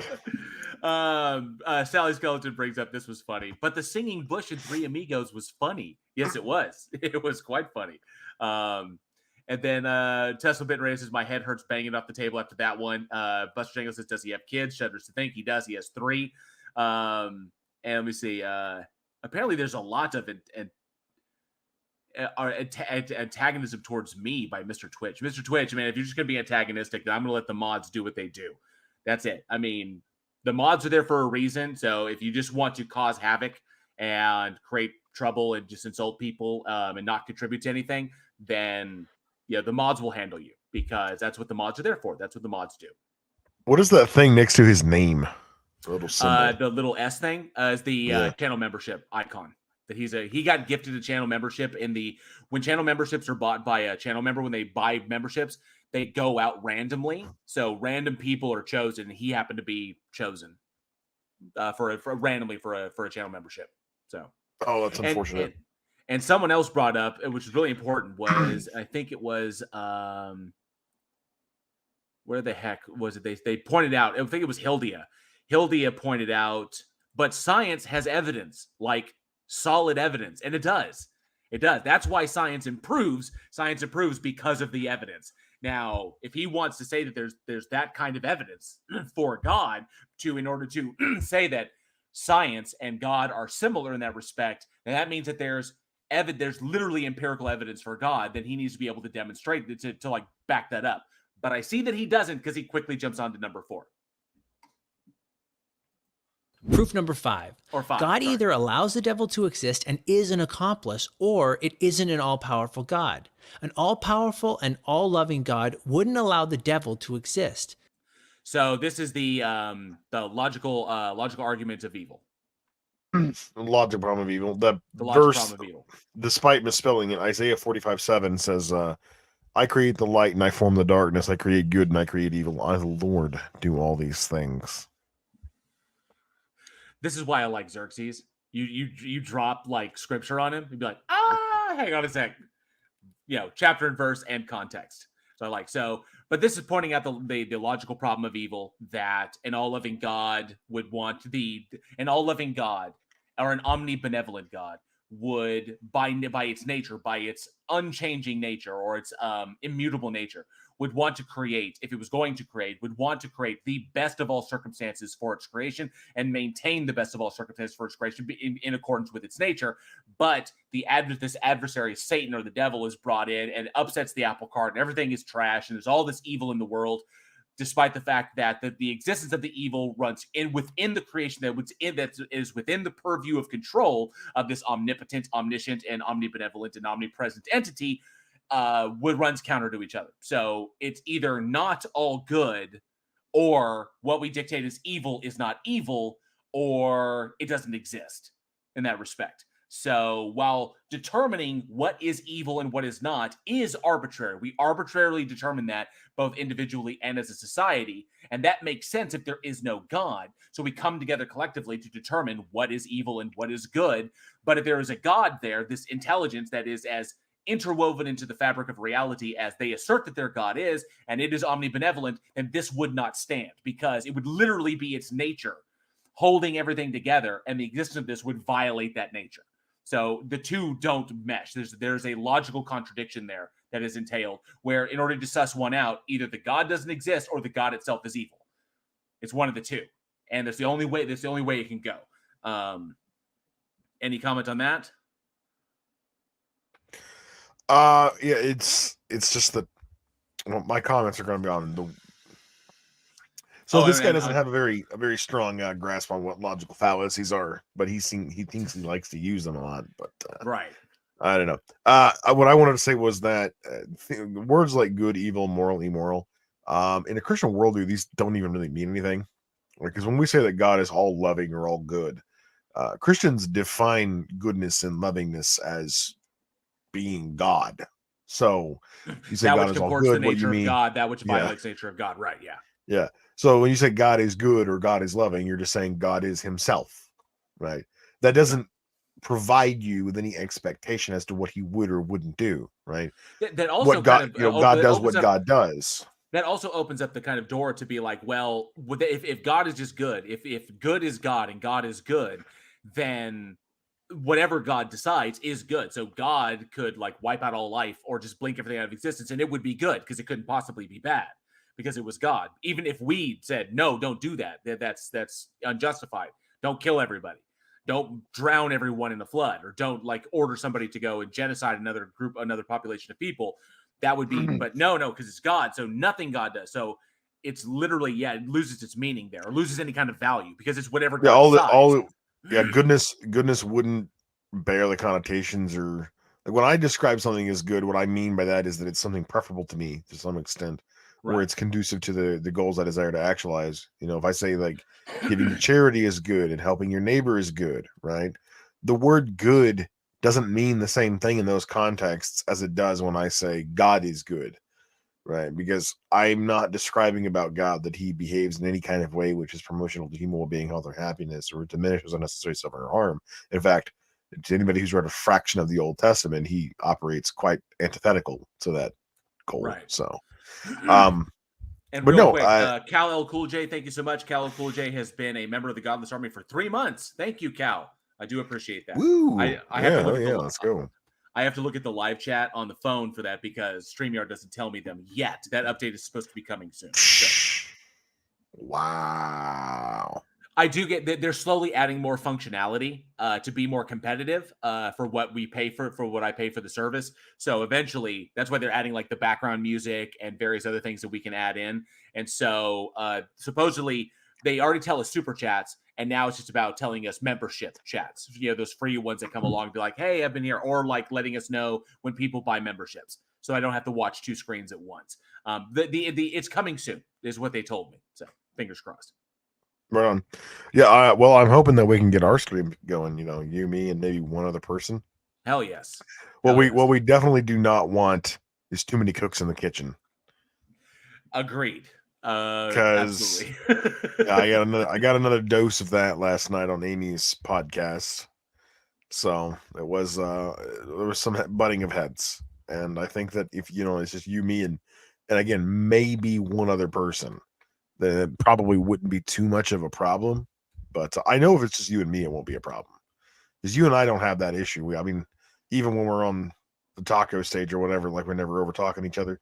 And when we had our own stage back in PNR, never had a problem with it.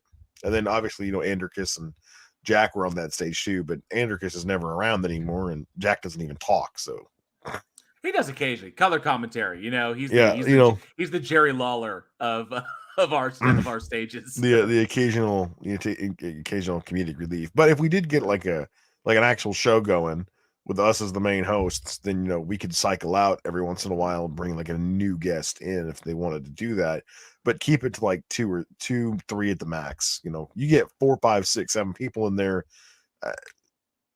there's no point. Right. Clive Wells says God is a very naughty deity and needs to spend some time on the naughty step. Excellent point there. So Skepticus Maximus says good is subjective to God is subjective to Christians, good is subjective to Christians. Good point. Excellent point. Javier Hara, good to see you. Says Bridge the Divide, an all-powerful God can stop the sun to win a battle, but can't win against iron chariots? It's all very confusing. Good point, Javier. Excellent. Let me see here. Isaiah 45:7, KJV. Doyle sets up a false dilemma. It's not an either or. There's another option. God is all powerful. It's not. God is either good or it is not. That is it. This is not a false dilemma. It's a true dichotomy. God is either all good or it is not all good. That's it. Powerful and all loving, and God allows the devil to exist because he has good reason to do so. Yeah, that's just retarded. I mean, that's completely brain damaged. What does it even mean for a being that is omnipotent to have good reasons for doing something? And omniscient. So what? God's like, I've got my reasons. Like, yeah, I got what? That doesn't even make sense. We're talking about an entity that can spit universes out of nothingness, but it needs this like petty antagonist to go around corrupting its children, so that most of them will suffer eternal conscious torment and fire after they die. What? This is hilarious. He has good Daniel reasons for doing so. Well, what even Edwards, defines hashtag good reasons? hashtag reasons. Up and out. Good to see you, bud. It says it's the ineffable plan. So, source, dude, trust me, bro. Fangirl98, good to see you. Says, hey, JL, why am I still awake at 2:30? LOL. Because this is the best time to have these kinds of conversations and to have a good laugh at people's idiocy and how they tried to deceive people and such. Because this is, I don't even know if this is like deception. It's just so stupid. It just may be that Tim B is stupid. So I'm not sure if this is like outright deception.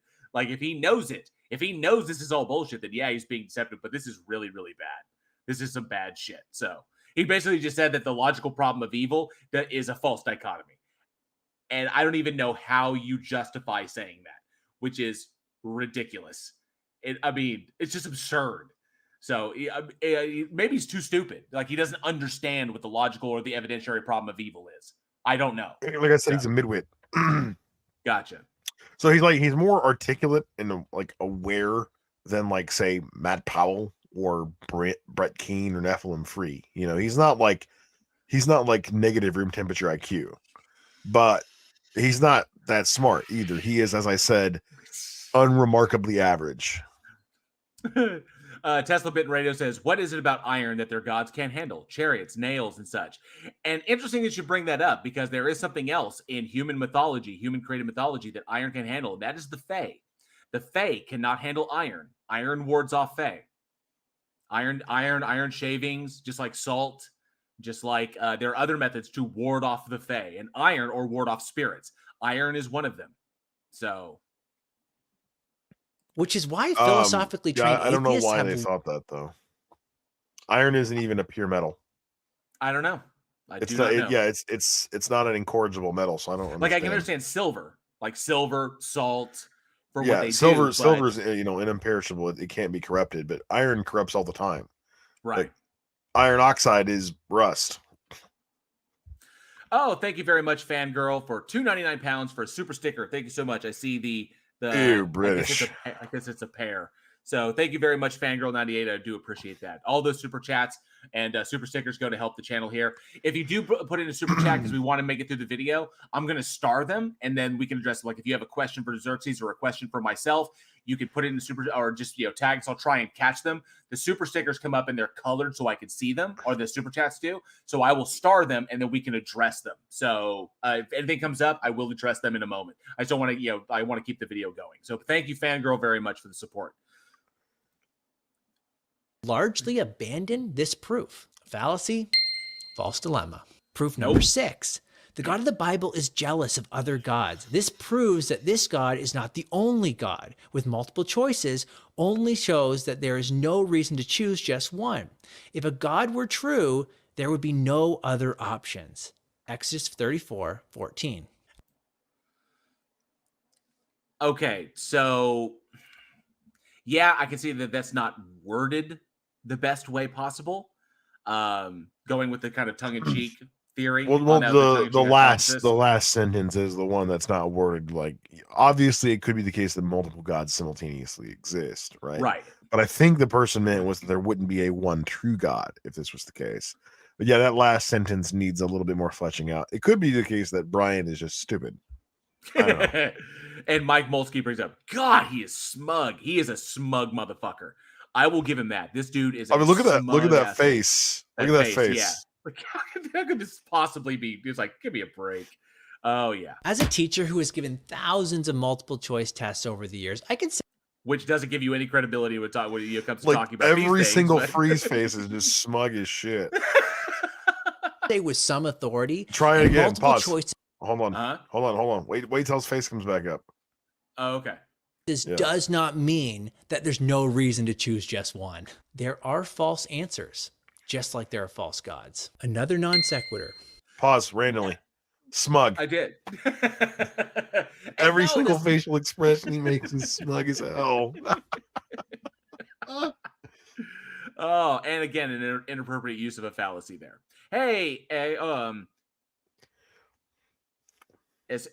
sorry, El Poxiadicto.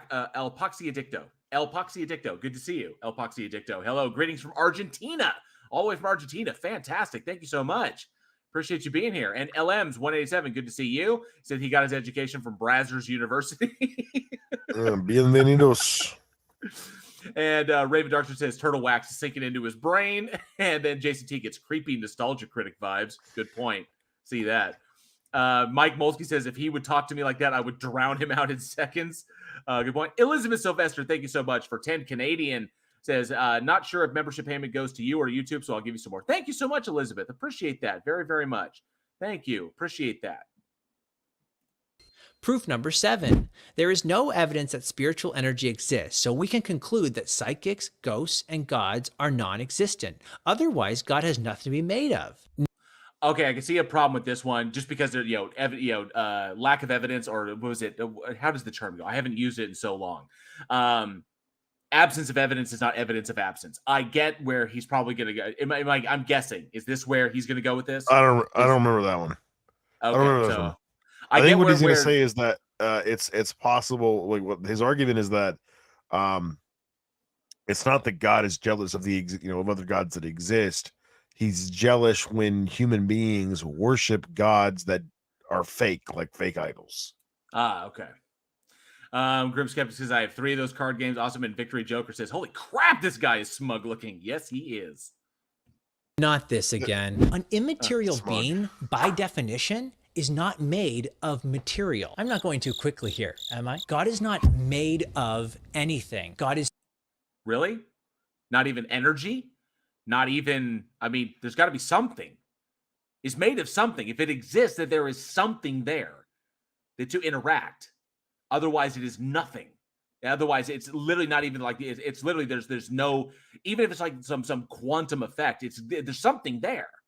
I would hazard at least in the minimum energy. Well, see, what you don't seem to understand, JL, is that conveniently for the theist, God shares all the same properties of things that don't exist, like good point. Being made of nothing, not coming from anything, existing nowhere for no amount of time. For no amount of time. But he exists though. Clive Wells says, of course, JL sees a problem with anything claiming ghosts don't exist. Be quiet, Clive Wells. I'm not even gonna fall for it. Hillhugger says smug is a bug draped in a fallacy rug. Absolutely. So do you believe in ghosts, JL? No, I do not believe in ghosts. Ooh. So stop. I don't believe. Anyway, I'm hitting spirit. God is spirit, but he's not made of spiritual energy. He's immaterial. So this is a straw man. But Doyle might also... What? He's not made of material, just energy, which is material. It's not matter, but it's material. It's not matter, but it's material. It's not energy, which is material, but it's spiritual energy, which is some kind of energy that does not qualify as energy. It meets all the requirements of non-existence. Absolutely. Realism that matter and energy are all that exist. Proof number 8. There is no such thing as nothing. For nothing to exist. Huh? Nothing to exist? Would cause it to be something. Creationists believe that God created the universe out of literal nothing. That's a major problem that I have. That an issue is like when looking at it from that perspective. You at one point you had God and there was nothing else. God was all that was. Okay. So you had God. There wasn't a universe. There was literally just God. We couldn't even say that it was God in the void because the void would still be something. So at one point it was God. And then out of whatever, and they never say, did God create it out of himself? Did God create the energy out of nothing, out of himself, or just wield it for like, wow, there's that. So like, because the absence of something is still something itself because there's space, Okay, like a void is still something in that respect. JL. Okay. This one you're going to need to prepare yourself for. Oh, his response? dude. Okay. The first time I heard it, I was like this is really a stumper.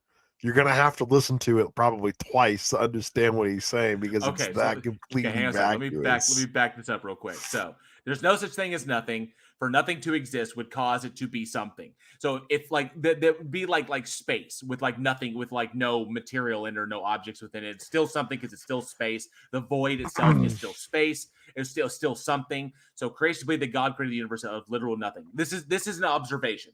I agree with this observation that creationists believe that God created everything out of literal, just like either itself or it just like blinked it into existence.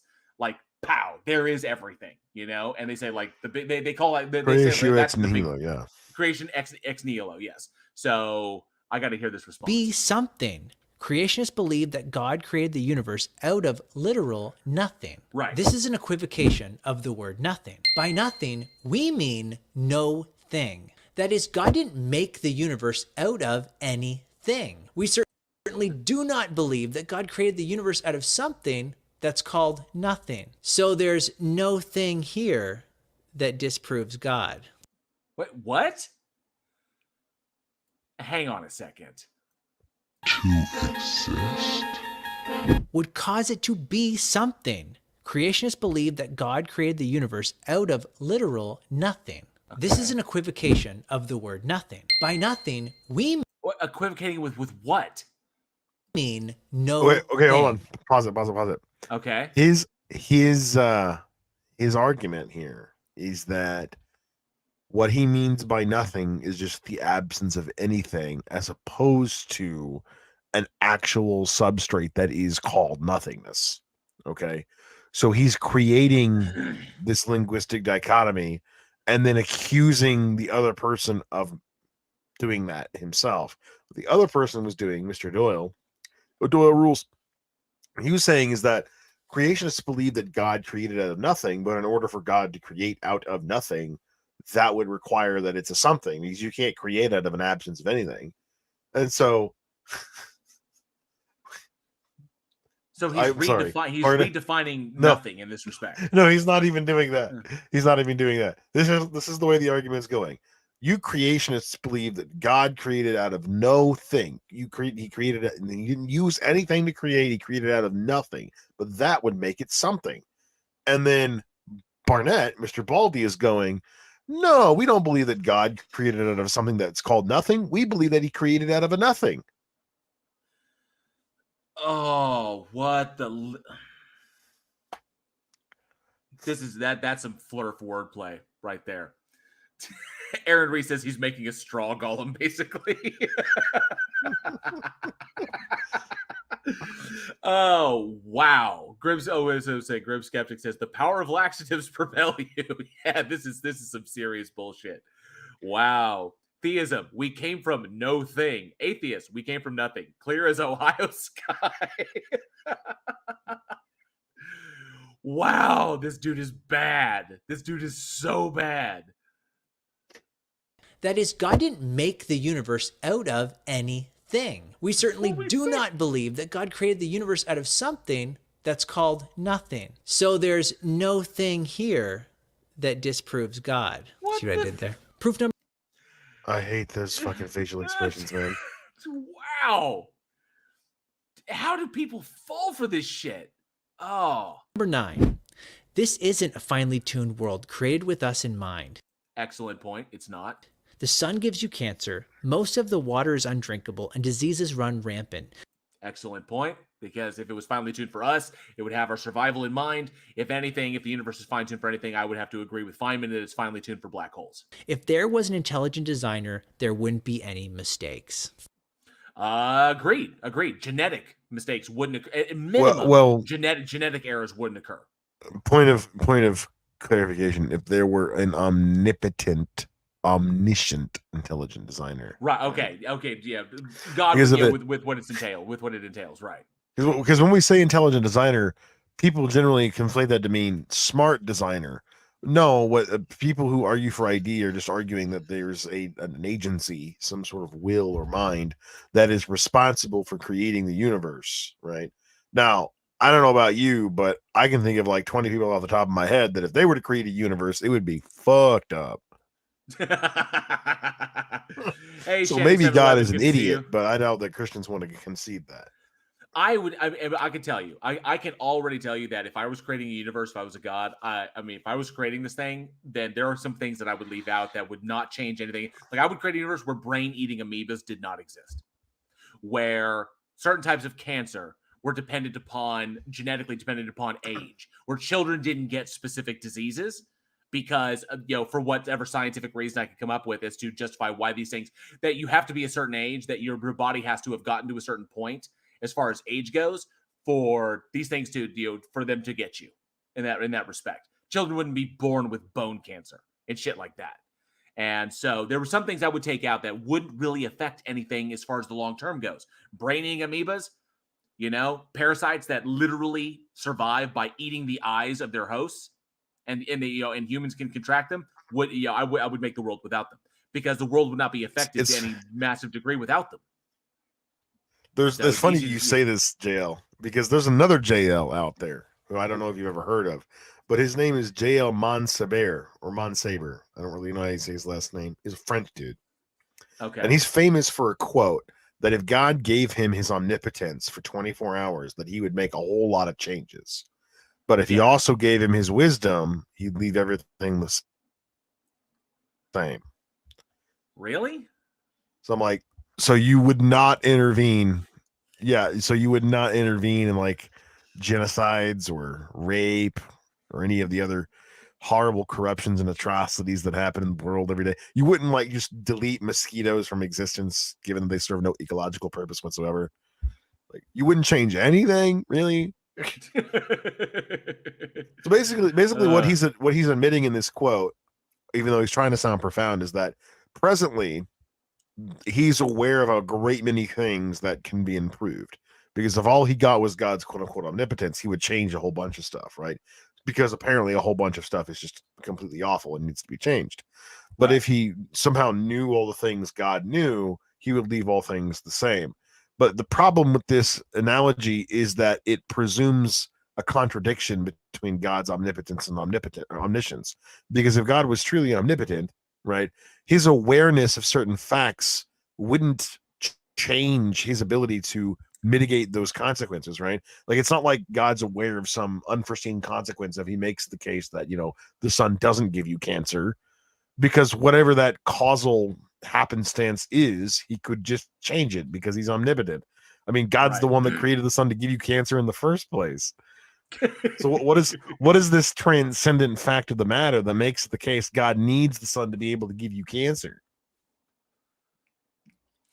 Oh, it was here. Grim Skeptic says, one day when I grow up to be a real YouTuber, I can make stupid videos like Mr. Baldy. Like Mr. Bald. Yep, you absolutely can.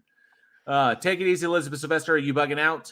Thank you so much for hanging out. Thank you for the super chats. Thank you for all the gifted memberships. Do appreciate that, Elizabeth. Have a great night. And hey, Channy 711. I see you. First, just because you can't drink the ocean or antifreeze doesn't mean they're not designed. They're just designed for another purpose. Second, something doesn't have to be perfectly designed in order to be intelligently designed. Third, imperfect design is perfectly consistent with intelligent design in a broken world. Then you're just redefining God.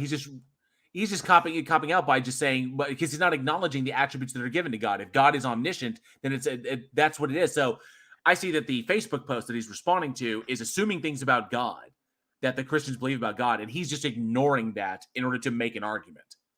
He's doing the worldview body doubleism, right? He's like, just because X doesn't mean Y, right? Unless, of course, there's additional properties that necessarily entail that. Like, if God created a perfect universe, it would not be capable of being corrupted, right? Because, I mean, if you were to have two universes, one universe is perfect and capable of being corrupted. The other universe is perfect and not capable of being corrupted, right? Obviously, the latter option is better. Right. So the first option wouldn't even be perfect to begin with. There's only one thing, or there's only one way any particular thing can be perfect. Like if you have a perfect circle and you change the circle, outside of like enlarging it, but size is a relative abstract concept anyway.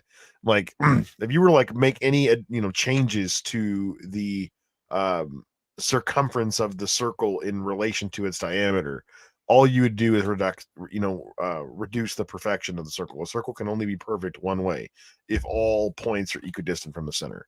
Okay, so on and so forth. There's a whole lot of different ways you can get it wrong. There's only one way you can get it right. And, it always makes me ask, how does an imperfect being create imperfectly? Which is my whole big thing, is like, how is that possible? Like, it just, and hey, J-Dub, good to see you. Thanks so much for being here. Member of the Godless Army. I appreciate that. Let me see. Tyler West said, I told Mr. Baldy not to drop that acid before he filmed this. Number 9 offers another non sequitur. Proof number 10. He's really falling on the non sequiturs thing. Like, he thinks it's just the big solution. Evolution is obviously proven and true. Agreed. It is a demonstrable fact of reality. This means that we weren't created by magic and are somehow superior to the animal kingdom. Good point. We're not superior to the animal kingdom. We are specialized in one particular way, just like everything else that is at the top of its particular food chain, or every other apex predator is superior in a particular way. So, like, we're superior in our minds. That's the way our brains develop, but we are not as strong as, say, other apex. We're not as strong as them. We can't swim as well. We can't fly. There are a number of apex predators that would put us to fucking shame, just because physically that's the way that they evolved. So it's a good point. And this says that while this is problematic, the concept of a god and evolution being true are not mutually exclusive concepts. That there could very well be a creator god, and that evolution was the means by which it diversified life. Abiogenesis was the means by which it created things. These things are totally meshed with one another. So that you don't have magic, you just have God operating within the system that it created, logically. So Mr. Barnett, Mr. Baldy here, he goes into the typical cookie cutter spiel that creationists do when confronted with the idea that they are not the most special thing in all of existence. Right. But this conversation always reminds me of that scene from the first Avengers movie, where the Christian is basically Loki and Hulk is every other animal in the animal kingdom.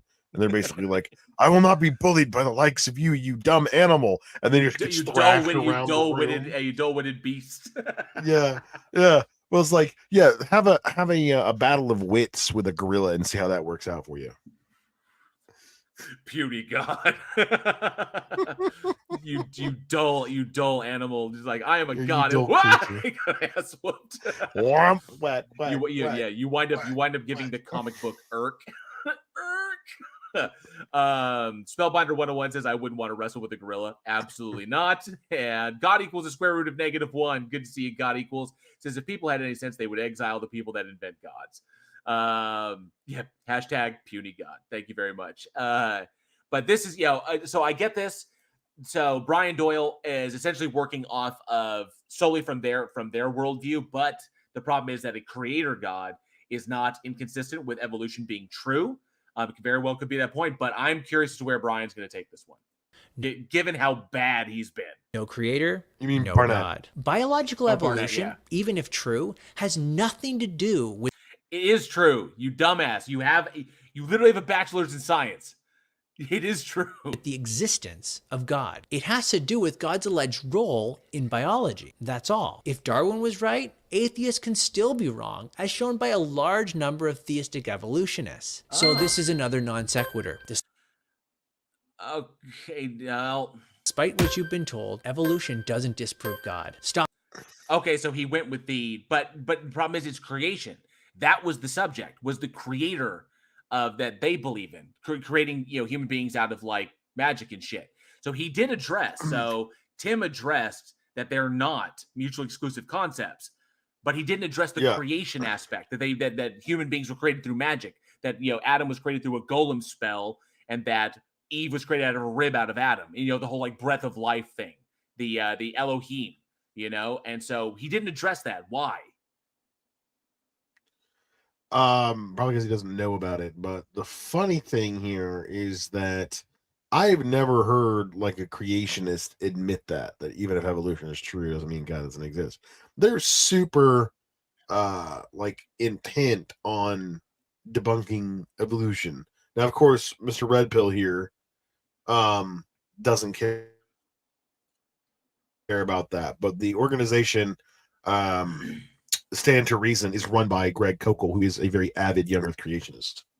Ah, see, that's interesting because this kind of goes. I mean, you'd have to admit, like, he's got to admit this because having a bachelor's in science, he would at least understand the fundamentals of evolution and how we know it is true. So he understands this. So he's not being totally intellectually dishonest. Otherwise, people will call him out. You have a bachelor's in science. You understand the basics of how we know it is true. So he has to reconcile the truth that he understands of evolution and the existence of a God, which is why he addressed that they're not mutually exclusive concepts, but he refused to address the creator aspect, which was brought up in the original comment. He didn't even make a claim one way or the other whether or not evolution is true. He said if evolution is true, it has nothing to do with God, only whether or not God's role in biology is different. So he copped out. So yeah, he copped out basically. But I mean, he's not wrong. So his last argument, obviously, yes, even if evolution is true, that doesn't mean there is no God. It does demonstrably disprove, young Earth creationism.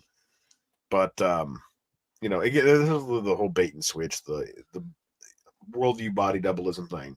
So rather than take these points that Brian Doyle is obviously making against the Christian evangelical apologetic version of God, right? Because this is not a Facebook post, JL.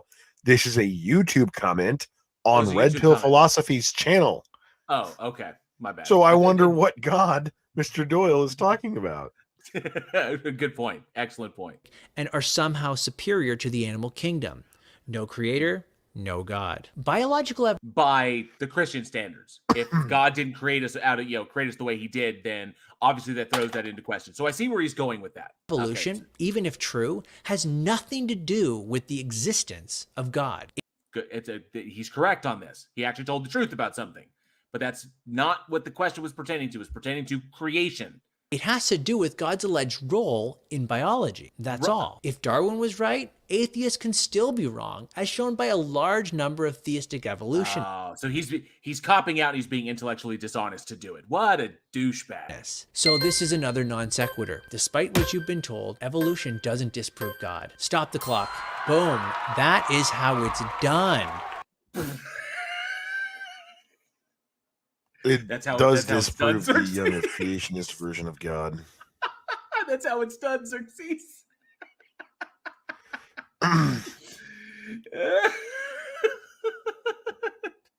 That's definitely how it was done. But I don't know. So this is another non sequitur. Despite what you've been told, evolution doesn't disprove God. Stop the clock. Boom. That is how it's done. You're such a dick. Spellbinder 101 says, why does he keep looking left and right? He's trying to be dynamic, I guess. Mike Winger, there's no way Mike did under 3 minutes. That guy's videos are an hour long. There's no possible way he's going to do this in 3 minutes. Well, there you have it, folks. We did 10 quick answers. Not talking to anybody. There's maybe nobody there. Maybe No. That little blooper that he did, that contrived blooper. Oh yeah, he's just recording that. That one right there. Yeah. That guy's videos are an hour long. Yeah. He's not looking at the camera. Way he's gonna do this in 3 minutes. Like there's somebody in the background who's like running tech for him. So well, there you have it, folks. We did. So that was awful. That was just terrible. So wow, just not great. Oh, that dude is trash. That absolutely trash. Grimskev says, boom, we've all been defeated. See y'all in church Sunday. Oh, that's hilarious. Oh, man. Let's see. Proves you don't have a relationship with God. Why doesn't God kill Satan? So this is one of his TikTok response ones.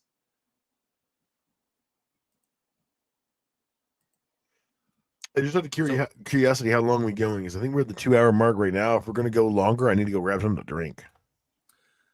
You can go grab something to drink. Go for it. Well, I don't want to miss the show.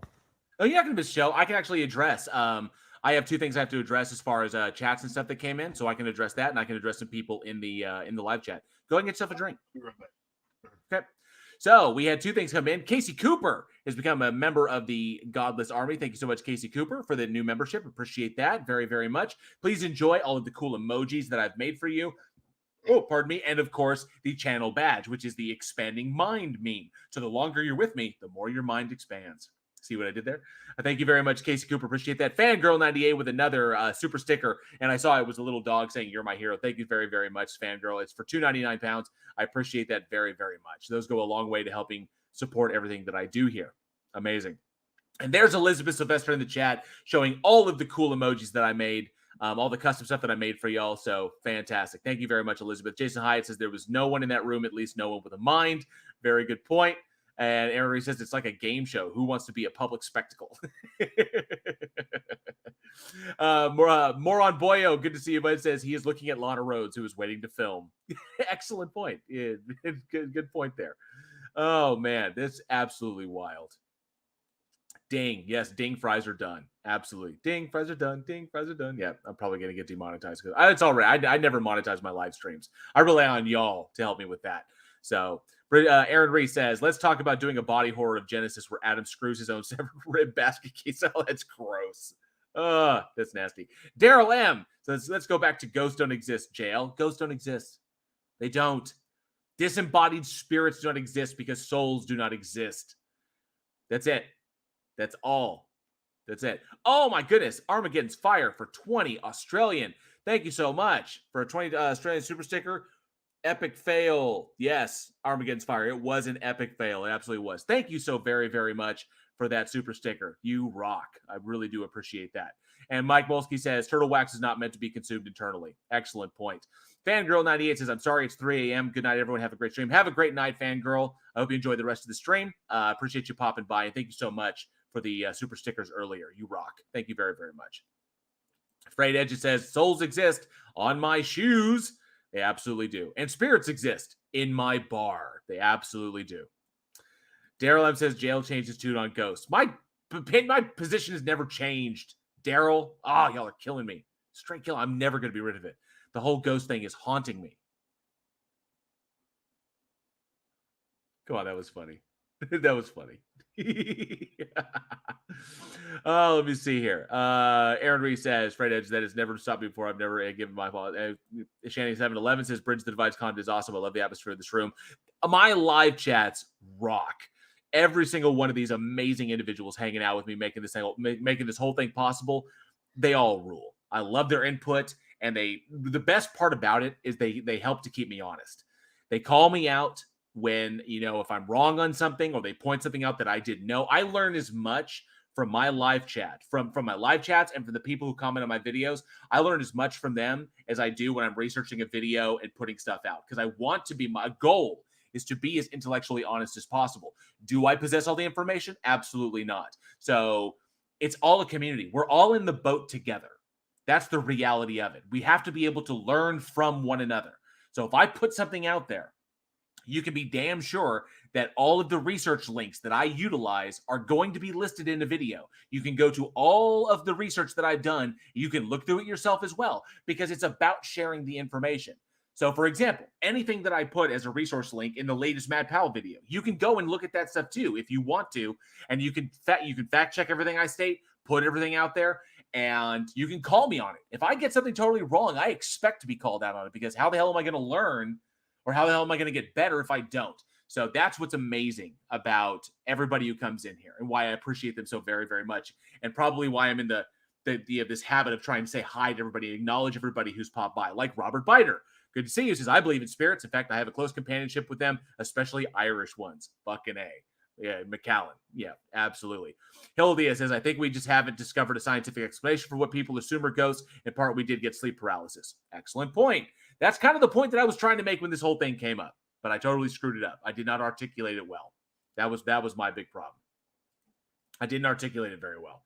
Irish whiskey. Oh, it's excellent. Oh, man, whenever I go back down to Dallas, whenever I go back to visit friends, I've got my friend keeps a bottle of, I think it's like 18 year, that we will bring up and take a couple of shots from, that he puts it away. So he saves it specifically for when I come down to visit. And I always, because I was like, let's break it out.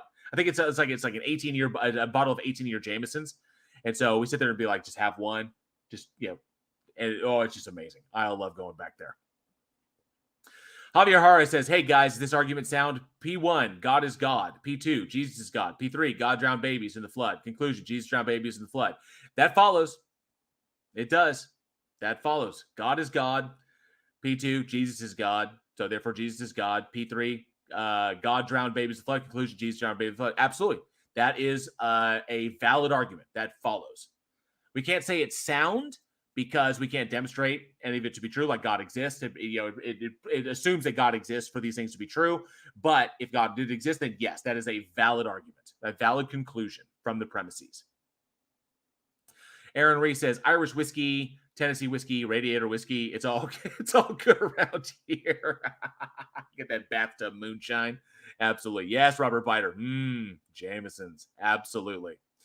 Japanese spirits are good. I am a fan. I am a big fan of rice wine. I absolutely am. I do like myself a little sake, warm sake. When we go out to eat, there's this restaurant back in North Texas that we go to that has the where you make your own bowl, where you put all the ingredients in and cook them, and then you make your own kind of like deal right there at the table.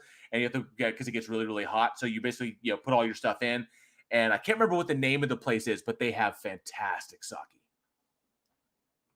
Let me see. Have returned.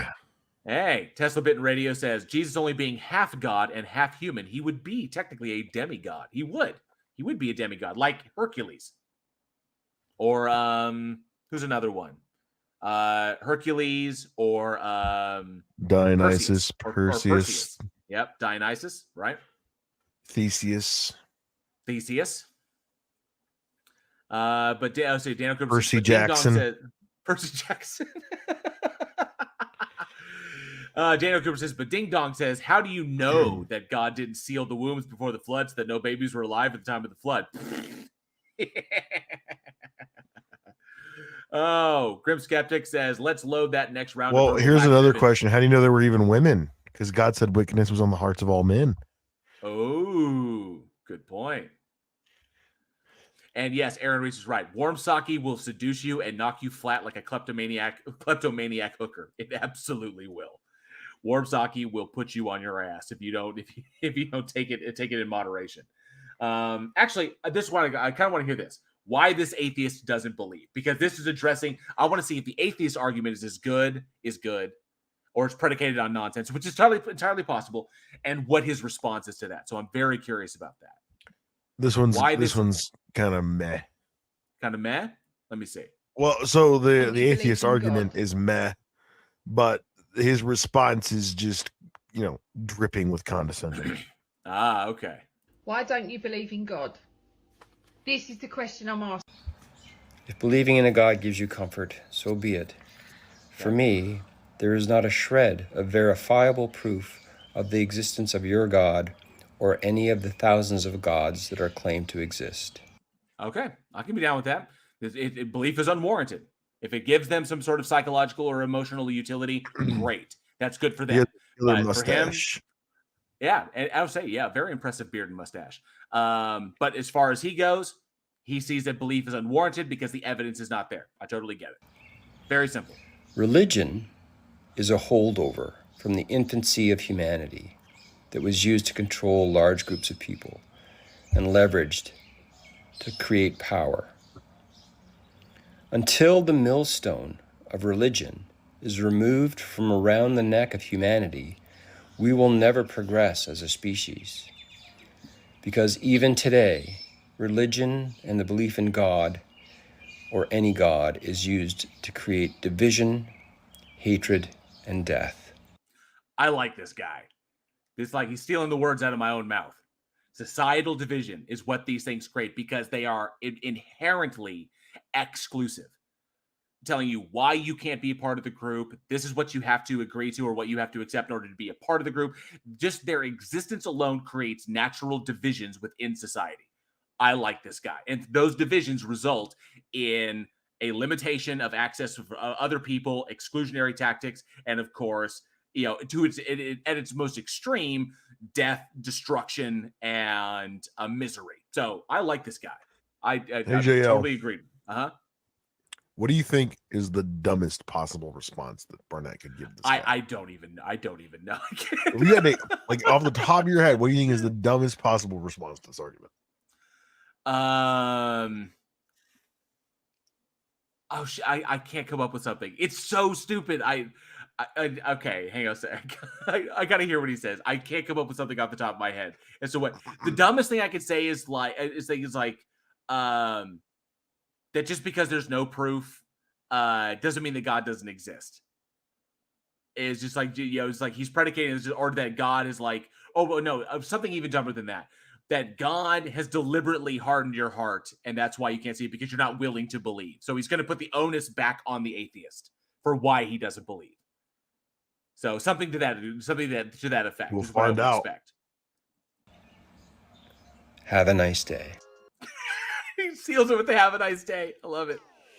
The original question is, why don't you believe in God? Let me start by saying I appreciate that this person takes the time to give a response. Let's look at what he says together.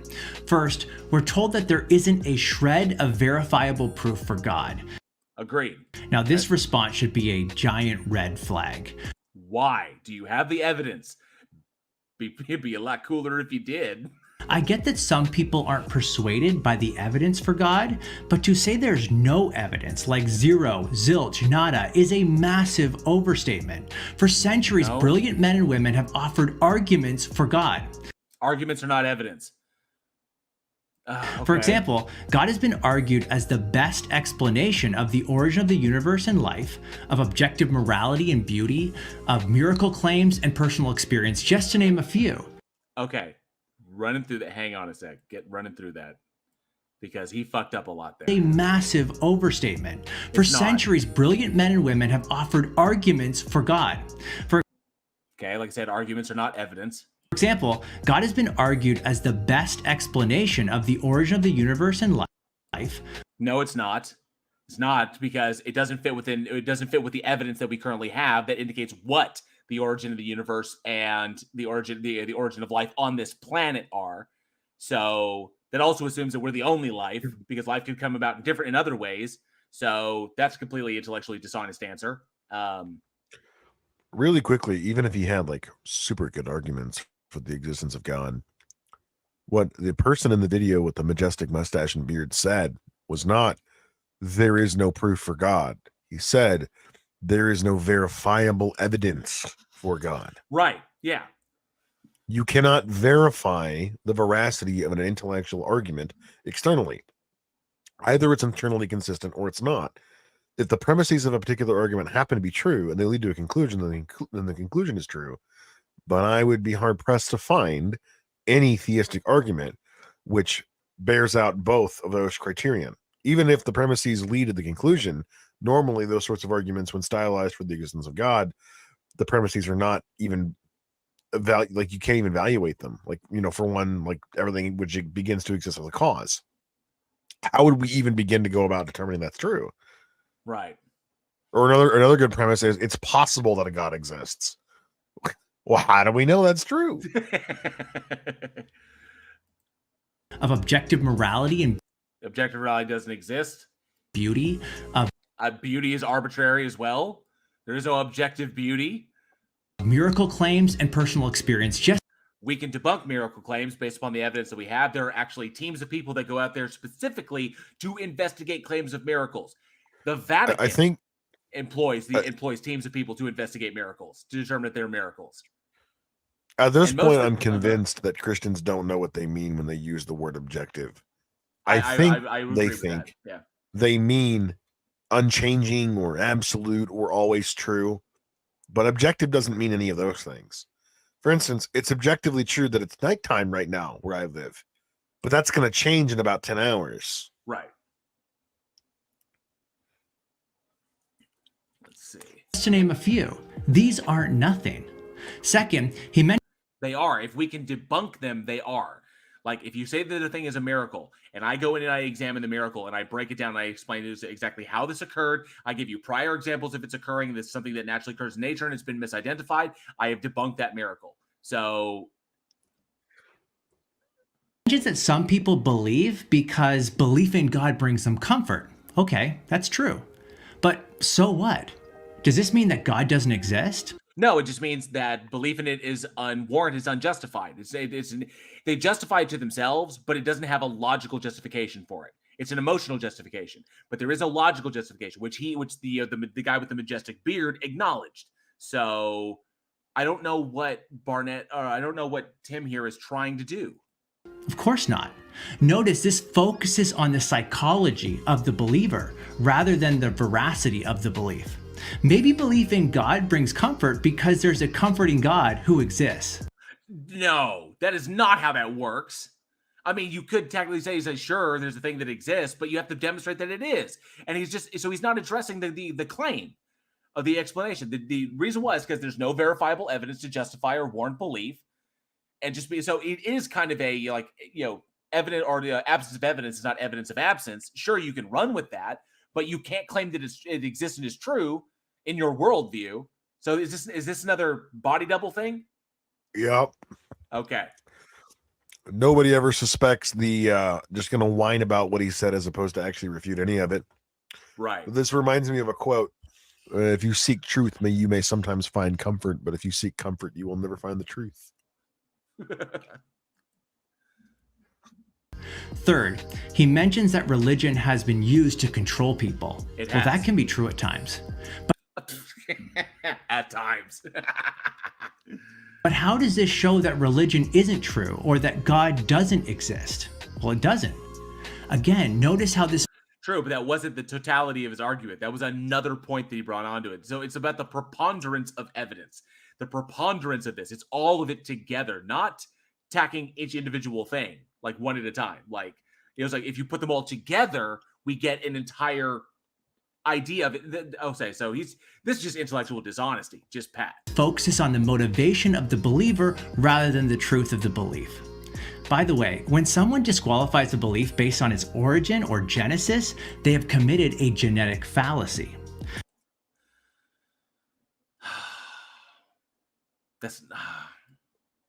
Finally, he says religion needs to be abandoned to progress as a species. This is a little ironic since it was religion, Christianity specifically, that brought us hospitals, universities, human rights, and modern science. Actually, it wasn't. Universal human rights were an initial idea of Cyrus, and then those ideas were co-opted. So it was Cyrus the Great that initially had what we can describe to be the first kind of inkling of universal human rights, and he was not. And so, yeah, that's problematic in that respect. So the Jews co-opted that from him when he liberated Babylon, as expressed by. I would like for Christians to please point out a single human right they think is exclusive to or originated with Christianity. Oh, agreed. Yeah. Usually they never can. Adalbert is here. Good to see you. Says, oh my God, the apologists learned the definitions of fallacies. It's a start. Next step, prove God. The lack of evidence. And I think I saw somebody else pop in. Oh, Mike Hunt is here. Good to see you. So religion gives comfort with a false promise of immortality. Good point. And Fenton Moley is here. Says new manga, man with the majestic beard. And I would say it's a new religion. The man with we worship the man with the majestic beard. We absolutely do. I wish my beard was that majestic. Fred Edge says, I think JL needs to start his own religion like John Oliver did. Get that tasty tax-free status. I've been tempted to do so. What do you think, Xerxes? Can we start our own religion? I mean, we could, but my heart wouldn't be in it, man. Like the blessed mother of the sacred tax exemption. Mm-hmm. I don't need a religion to dodge my taxes. I call that progress. Have a nice day. Well, no, because people creating the things that wind up destroying their ideologies happens all the time. Yeah, and I understand that that as religion was exerting its control and exerting its power over state and over, the populace, that science was the thing that was challenging it. And so it decided to do it, and it tried to kind of influence science to the point where it's like, see, science actually supports the existence of God, but in actuality, it does not, and actually pushes against it and has widened that gyre over time. So yeah, religion tried to use that as a tactic, and so therefore said, yeah, science is great because science comes from God, and science is how we demonstrate God's relationship with us, and blah blah blah. No, so they tried to use a tool for explaining things that are true, that eventually worked against them. That happens.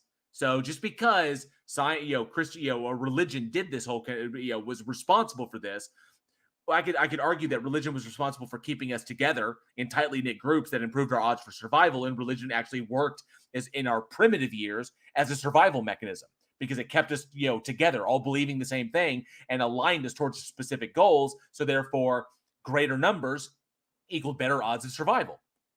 Does that mean that gods exist? Absolutely not. So this is just goofiness. He didn't actually address the dude's argument. So he just a complete and total dodge. Oh, he never does. Fucking crazy. Javier Hara says the majestic beard is a god, Baldy is meh, but Jail's beard is incoherent. My beard is incoherent. I'm waiting for it to get long enough to where it starts sitting down on its own. It takes time. It took originally before I cut it, my beard was down to my chest, and it took like 2 years for it to get there. Now it's filled out pretty quick, from when I cut it last, and it's getting there slowly but surely. It's growing. It just takes time. Eventually it will get there. Oh, that was just like atrocious. That was you should curl your mustache. I don't know if I can do the curled mustache thing. Like, like Hook. Yeah, exactly. Oh, let me see. Let's take a look. Curled mustache. Given the length of time that we've been going, we can look at one more, but I may want to save some of these for a little bit later. What about mutton chops, where you just cut all the hair off your chin and leave everything else? Oh, hell no. I would look terrible. I would look absolutely terrible. Just like if I only keep the mustache, if I shave everything but the mustache, I look like a serial killer. So I look like Dennis Rader. I actually, I have a really square head. So when I just have the mustache, I actually look good.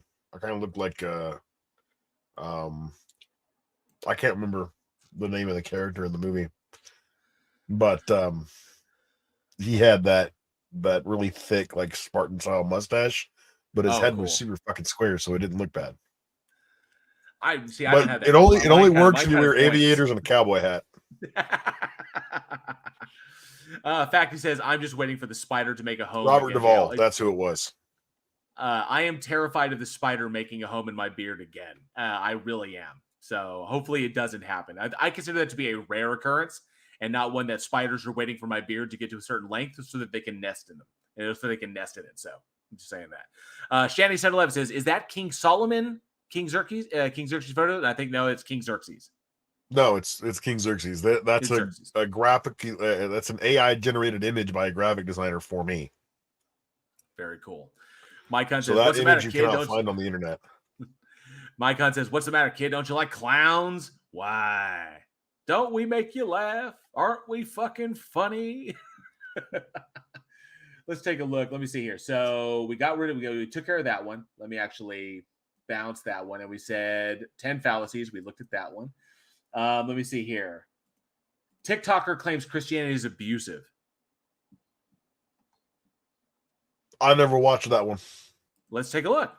So we're both going to be surprised. TikToker claims Christianity is abusive. So nothing surprises me anymore. So jumping into this one, with my understanding of the BITE model of authoritarian control as developed by Steve Hassan and his team, I would agree with this because of the behavioral controls, the information controls, the thought control, and emotional control that are exerted by Christianity, most importantly, or most especially in evangelical fundamentalist Christians. So I can see this, why it can be abusive, because it controls what you feel, what you think, the information you can take in, and of course, more importantly, how you behave. So let's take a look. So in abusive relationships, the abuser will break down the victim's self-worth and self-esteem and make them feel broken and worthless without them, so they'll be dependent on the abuser. Right. Yeah, that's really horrible that people do that. Right? Right. So then when a church teaches you that you're born broken and a sinner and worthy of eternal punishment, it's true. We're all sinners unworthy of what Jesus did for us. Good point. I'm going to start from the beginning. You let me know where I lost you. Okay, I get it.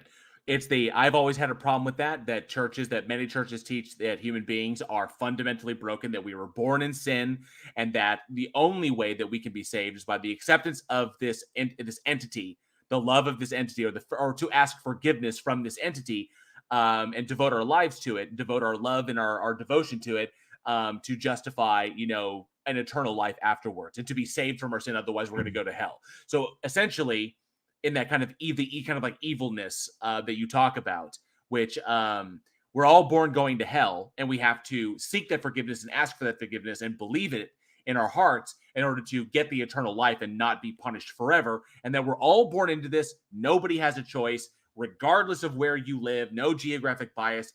This applies to every single human being equally. And I get that. Juxtaposing, like doing a comparative analysis with abusers, abusive mentality, how they break down the self-esteem of the individual to the point that they begin to believe that they are incapable of being independent, that their identity is essentially tied to the identity of the abuser, which is also how Stockholm syndrome or how battered wife syndrome can develop, is because they can't see themselves as apart from their abuser. And so there's part of the psychological abuse that goes, or the psychological manipulation that goes there. So yeah, I can see the comparative analysis, how the conclusion is drawn. I'm very curious how Baldy here, and Mr. Baldy addresses this. Celestial gaslighting. Yes, Tyler West. Celestial gaslighting. And we were born sick. You heard them say it. Command me to be well. Yeah. Actually, I kind of dig that song. Take me to church. Oh, let's start with what this content creator gets right. In an abusive relationship, the abuser often does do the things described to break down, manipulate, and control the victim. This kind of thing is horrible, and where the church has engaged in this kind of behavior, we need to call it out. Okay, so he acknowledges that she's correct in her assertion of abusive behaviors as far as psychological manipulation and psychological abuse, and he acknowledges that churches engage in this. Oh no, he got it past you. He got it past you, JL. But he did not. He did not acknowledge like the whole God Jesus concept, like original, like the sin. He's sneaking out of it. What he's doing is he's trying to present it as though the abuse factor of the church is people and not doctrine. Okay, so yeah, okay, as I was saying, he's not addressing what the doctrine says, what the Bible says, or the relationship, or what's implied by original sin, and what churches teach. So he's not addressing that. He's saying that the abuse is in the church itself and how people treat each other. So okay, so I agree with you on that. Yeah, absolutely. Question there. The problem is this doesn't accurately represent Christianity. Let me show you. Really? First, Christianity doesn't teach we're worthless or try to break us down. How the hell is he justifying that? If we are born in sin and therefore broken and destined for hell, if we don't accept Christ, how is that not that we're broken? And because if all we're worthy for is hell, then what the? On the contrary, it teaches all human beings are a special. I'm gonna read you. I'm gonna read you a verse. All right. Okay. For we are all become as one that is unclean, and our righteousness are as polluted garment, filthy rags. And we all do fade as a leaf, and our iniquities, like the wind, take us away. Isaiah 64:6. For all have sinned and fallen short of the glory of God. Right. So, I mean, like you want like biblical references. This is constant in the Bible. So, okay, he's I don't know how he's going to have to redefine Christianity as far as its doctrines go. So like it doesn't espouse it. How the hell is he going to do this? Or try to break us down.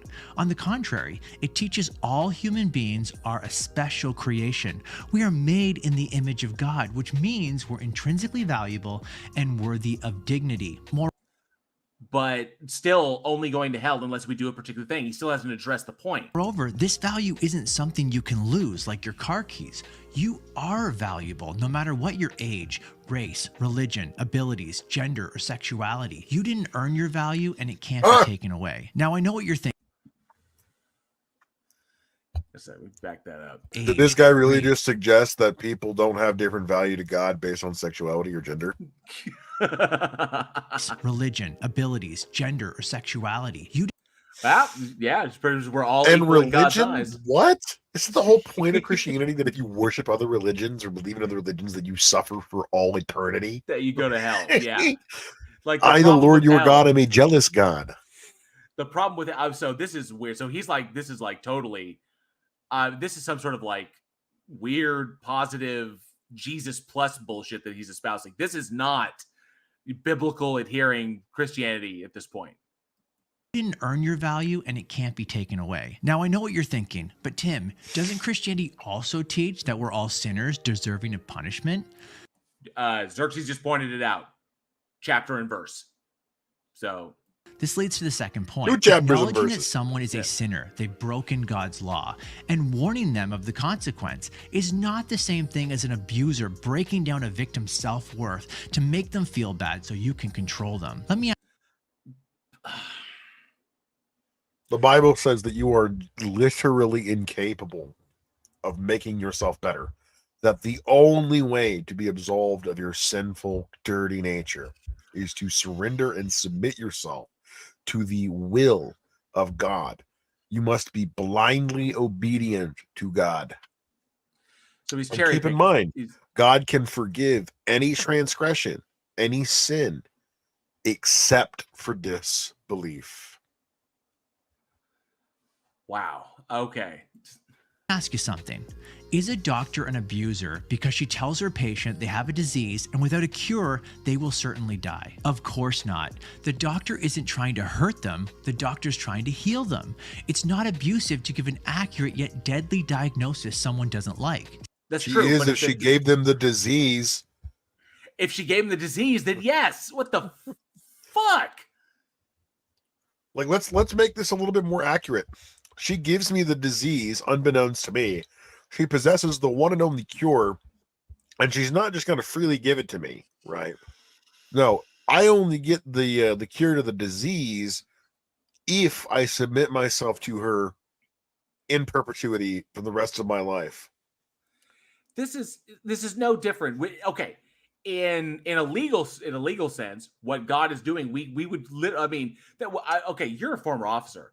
Like, tell from a legal perspective, if a major corporation deliberately, like a pharmaceutical company, deliberately made tens of thousands of people sick surreptitiously in order to sell them the cure that they have, or the vaccine, or the treatment that they have. So they have the disease in their control, and they have the cure for the disease in their control, or the means to treat the disease in their control. So if they deliberately make people sick without them knowing, as for whatever, and then sold them the, oh, we have the cure, and then they got rich for it. But you have to pay what we desire because we set the price, because we're the only ones with the cure. That's essentially what God is doing. All of you are broken, and all of you are born in sin, and all of you are like, gross and disgusting and whatever. And you can only be saved if you do this particular thing that I have set the terms for. From a legal perspective, what do you call that? Extortion. Extortion? Yeah. So yeah. It's like a mafia boss coming into your restaurant and be like, damn, it'd be a shame if anybody, burn your fucking restaurant down. But you pay me some money and I'll make sure that nobody burns it down, right?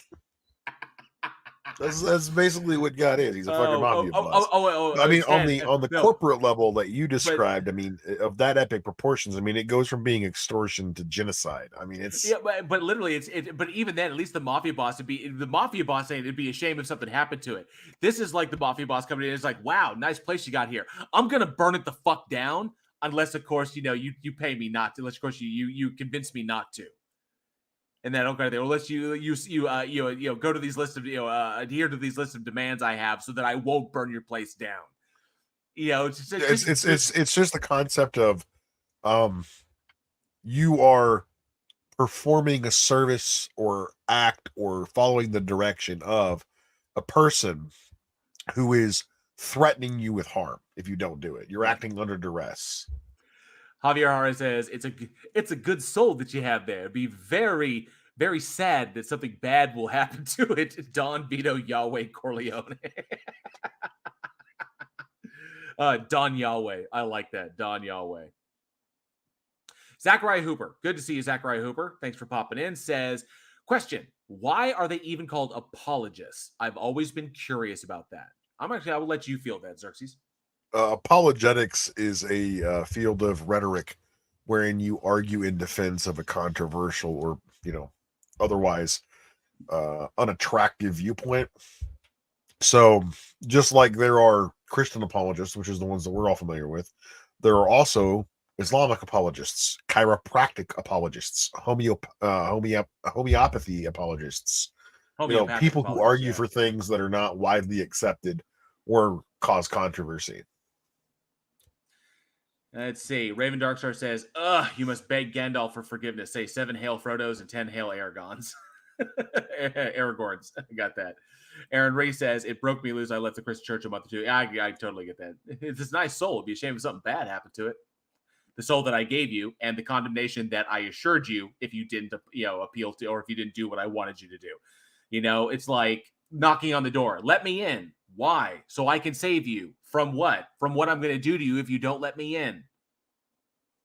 The meme that says it all. Absolutely. Sin is like a spiritual sickness that requires a cure. Jesus makes this. Who gave it to us? Who dictates that we have it? Give me a fucking break. Connection in Luke 5. When asked why he eats and drinks with sinners, Jesus said, "It is not the healthy that need a doctor, but the sick.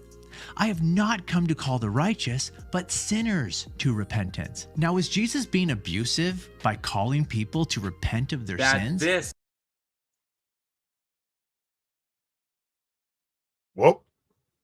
What happened? Did that just happen on my end? No, that happened on my end. I accidentally backed myself out of it. I accidentally hit a button on my mouse and backed myself out of it. I was about to be like, I'm the new JL. Bow down before me. Sorry about that. Hang on a sec. Abusive relationships, the abuser will break down. That was my bad. I want to jump to this. So he was talking about Jesus and bringing up the whole Jesus thing. The fuck was that? Made a similar point in a video a few years ago. And I've always said. Okay, hang on a second. That's angelic. Sinners need Jesus like the sick need a doctor. By the way, not telling someone the truth about their disease would be wrong, and keeping the cure from a person would be abusive. How unloving would it be to pretend a sick person isn't sick? Magician and atheist Penn Jillette made a similar point in a video a few years ago. And I've always said, that I don't respect people who don't proselytize. I don't respect that at all. If you believe that there's a heaven and hell and people could be going to hell or not getting eternal life or whatever, and you think that, it's not really worth telling them this because it would make it socially awkward. And atheists who think that people shouldn't proselytize, just leave me alone, keep your religion to yourself. How much do you have to hate somebody to not proselytize? How much do you have to hate somebody to believe that everlasting life is possible and not tell them that?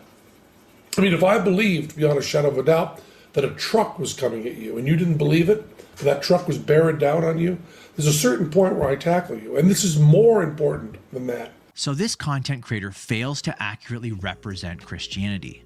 No, she's not. That's the problem. And it's weird. I feel like there's more context to that because it's very, very strange, because especially the analogy is that if I saw a truck barreling down on you and you didn't see it and I was trying to yell at you and you didn't weren't listening to me, at a certain point I will tackle you in order to save you from the truck.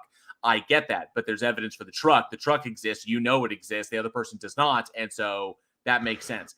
That's a bad analogy. That's not analogous to what we're talking about with the whole system being the other thing is rigged. Uh-huh. Well, the other thing there is that God won't tackle you out of the way. That's right. God won't do it unless you meet certain demands first.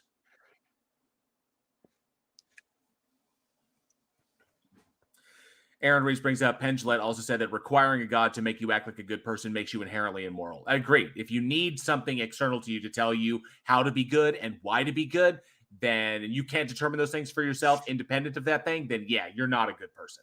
That's understood. Feel Free Super says, iron was considered a metal of the stars. Early before man figured out how to make iron, it was found near and after meteor showers. Interesting. So that might have a connection there as far as like why it warded off supernatural beings or had some sort of power. Possibly. I have to look into that. That's interesting. There's a huge difference between viciously breaking down a person and telling them falsehoods to make them feel bad so you can control them on the one hand. Well, it's not about viciously breaking people down. It's about telling people that this is the state of affairs. People are born broken. You are born in sin. You are like dirty rags or whatever, however you want to say that this is what you are. And the only way to not be that anymore and be saved and not burn for eternity because you had any choice in being born. Children don't have a choice of being born. So they're born, and then they're raised up being told, you're broken fundamentally, you're born in sin, and you're going to burn in hell for eternity if you don't believe this thing and behave in accordance with this and adhere to all of these, demands. So therefore, yes, they're literally saying that your ability to not be tortured forever is contingent upon you accepting these things. That is psychological abuse, flat out. Just because they're not beating people in the face or holding them in their homes, like falsely imprisoning them. Just because all of that is irrelevant. The psychological abuse is there. That is abusive. It breaks the other person down, breaks down their self-esteem, and makes them dependent upon someone else to feel better about themselves or to believe that they have any value or worth. Is if they do a particular thing, because then they'll be worthy of eternal life. How is he not? And on the other, diagnosing a real problem that people have in order to offer a solution that will bring healing. A problem that was created by the creator. The problem wouldn't exist if the creator hadn't created the system to facilitate that thing.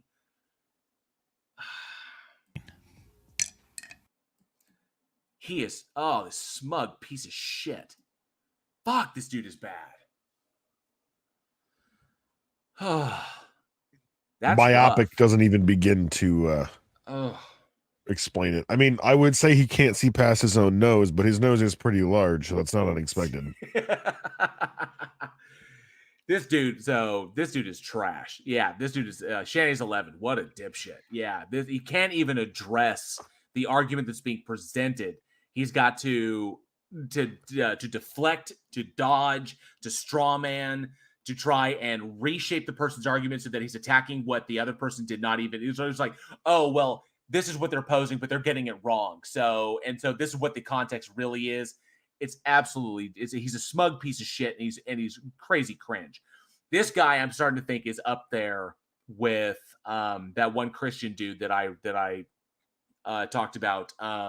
Brian something. I did a video on him where he was basically attacking. It was really convoluted. What he was attacking science and trying to utilize what was it? Fucking Marx. I guess it's really twisted shit.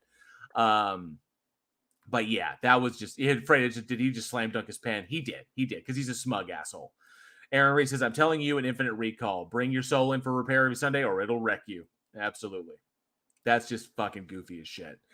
Well, we looked at 3 of them. We're going to almost 3 hours now. So what do you think, Xerxes? 90,000 subs. Yeah, you're right, Grim Skeptic. 90,000 subs and smug as hell. Most of those are bots. Look at the amount of views his videos get. You think he's got I can actually go to it. I've got it pulled up. Red Pen Logic. He's got currently 89.6 thousand subs. And his viewership, let's say his views, is looking like 26,000 views, 30,000 views, 96,000 views, 91,000, 70,000, 46, 9K, 9,000 views, 65,000 views, 155,000 views, 37, 226, 98, 63, 47, 25, 63. Interesting. So how do you think that they're bots? The reason why is if you look at like the interactions on his videos and combine with like his views, there's no real like consistency to it. Like most of his videos are, or at least his recent videos anyways, are around 3 minutes, 2 minutes ish, right? But who comes on YouTube to watch 2-3 minute videos?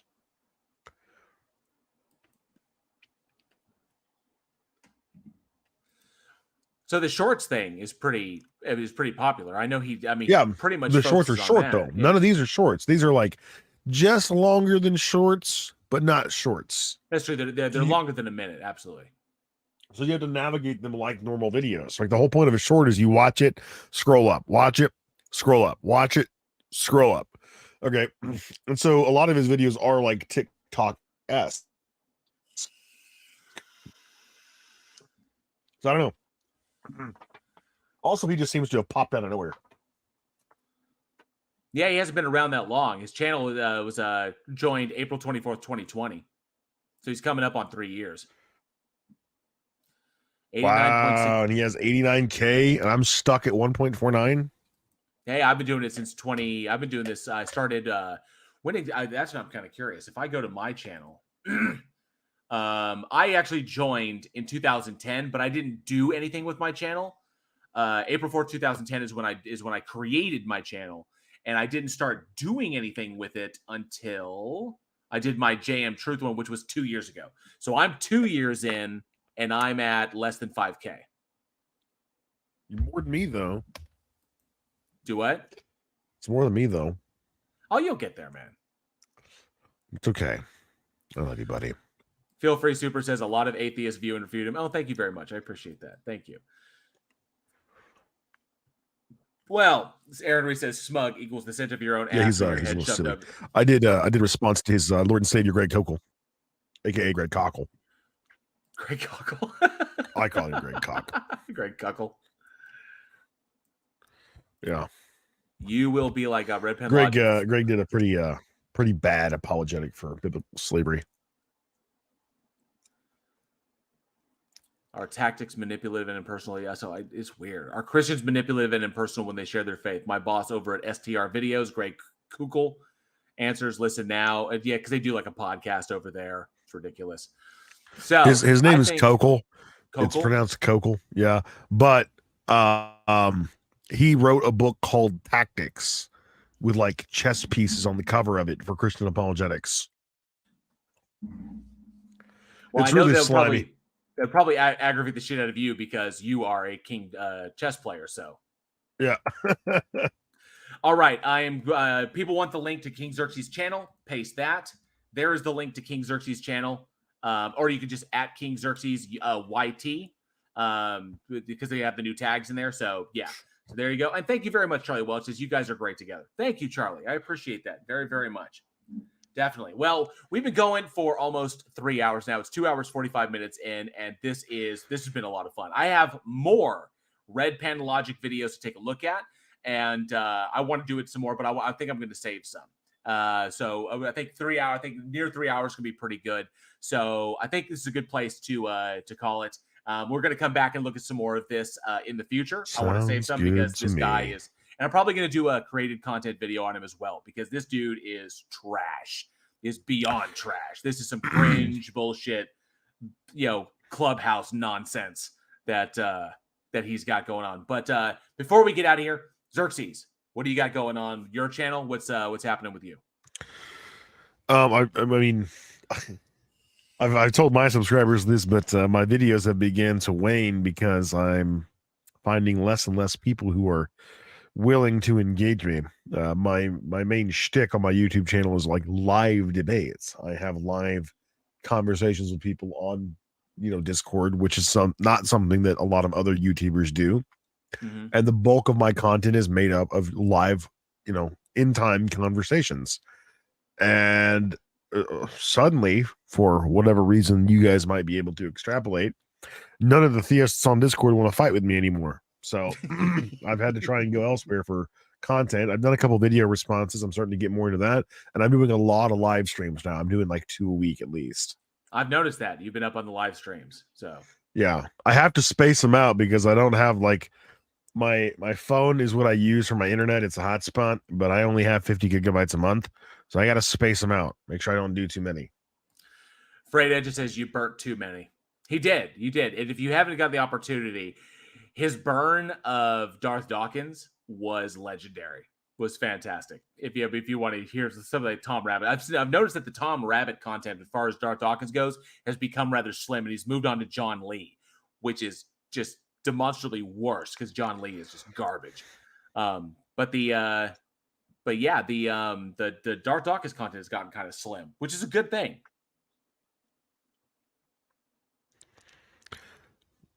Shani asked you a question, JL. Shani did ask me a question. Shani711 says, Bridge the Divide, do you have a Discord? I do have a Discord. I have a Discord server that is all my own, and I have some amazing people on there, and if you want to check it out, the link is Wait, in the I'm not in it.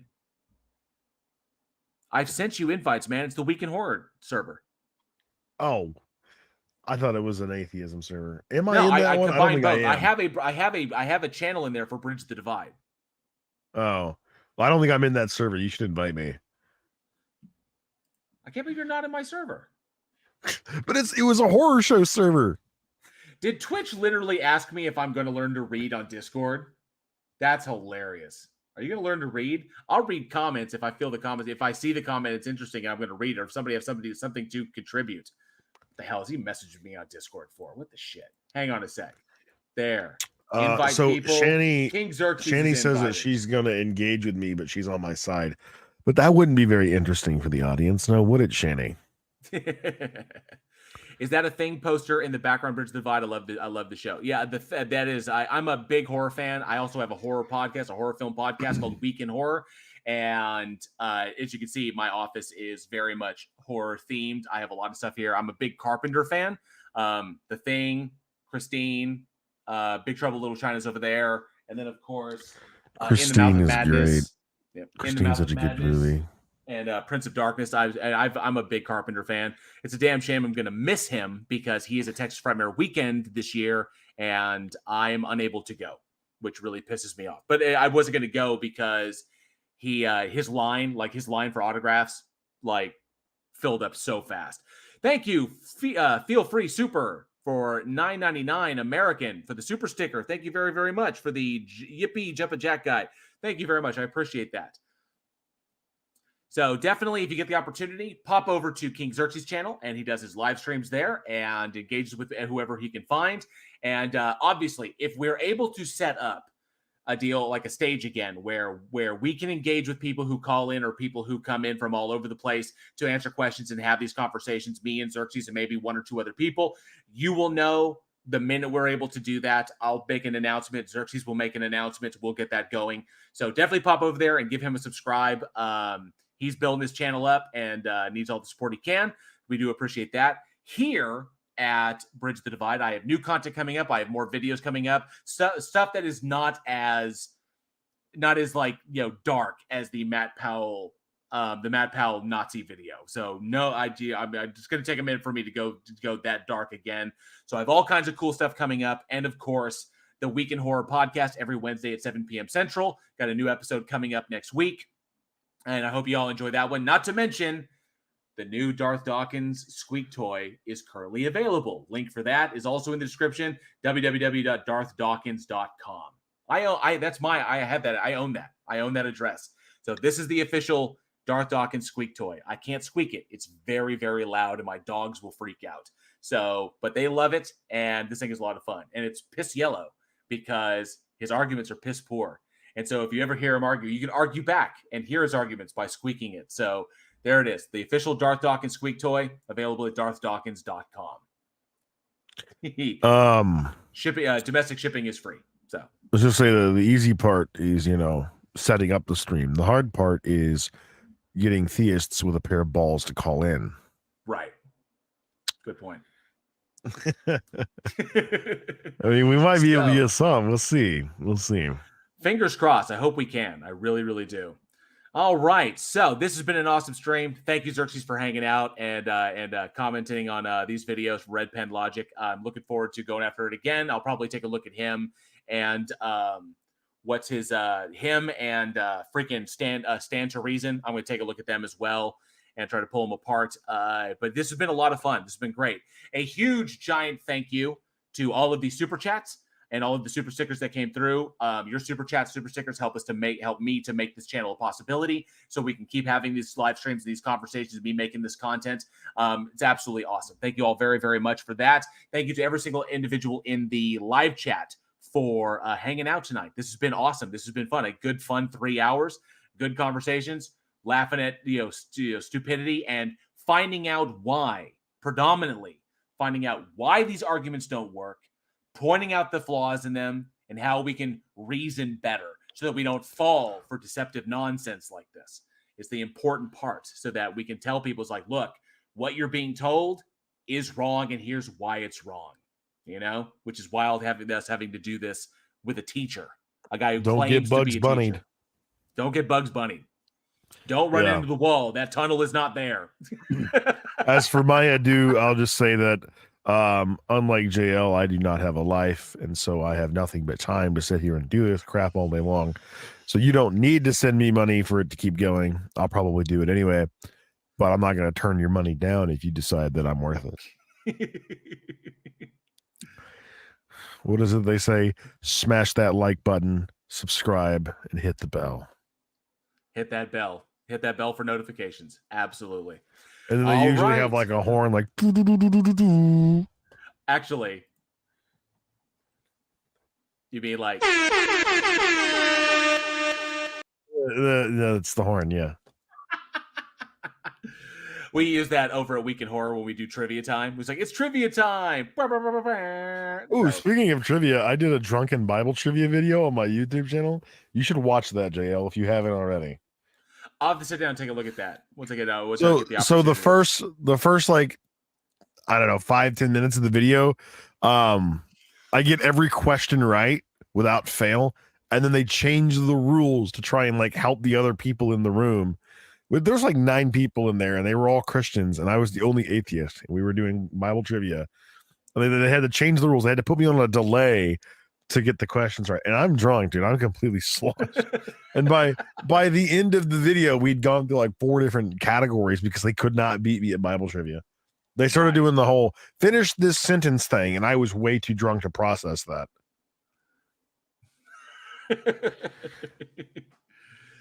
Feel free super said, ow, yeah, I know the trivia horn is a little loud. And I see people saying, fuck yeah, trivia time. Well, not trivia time here.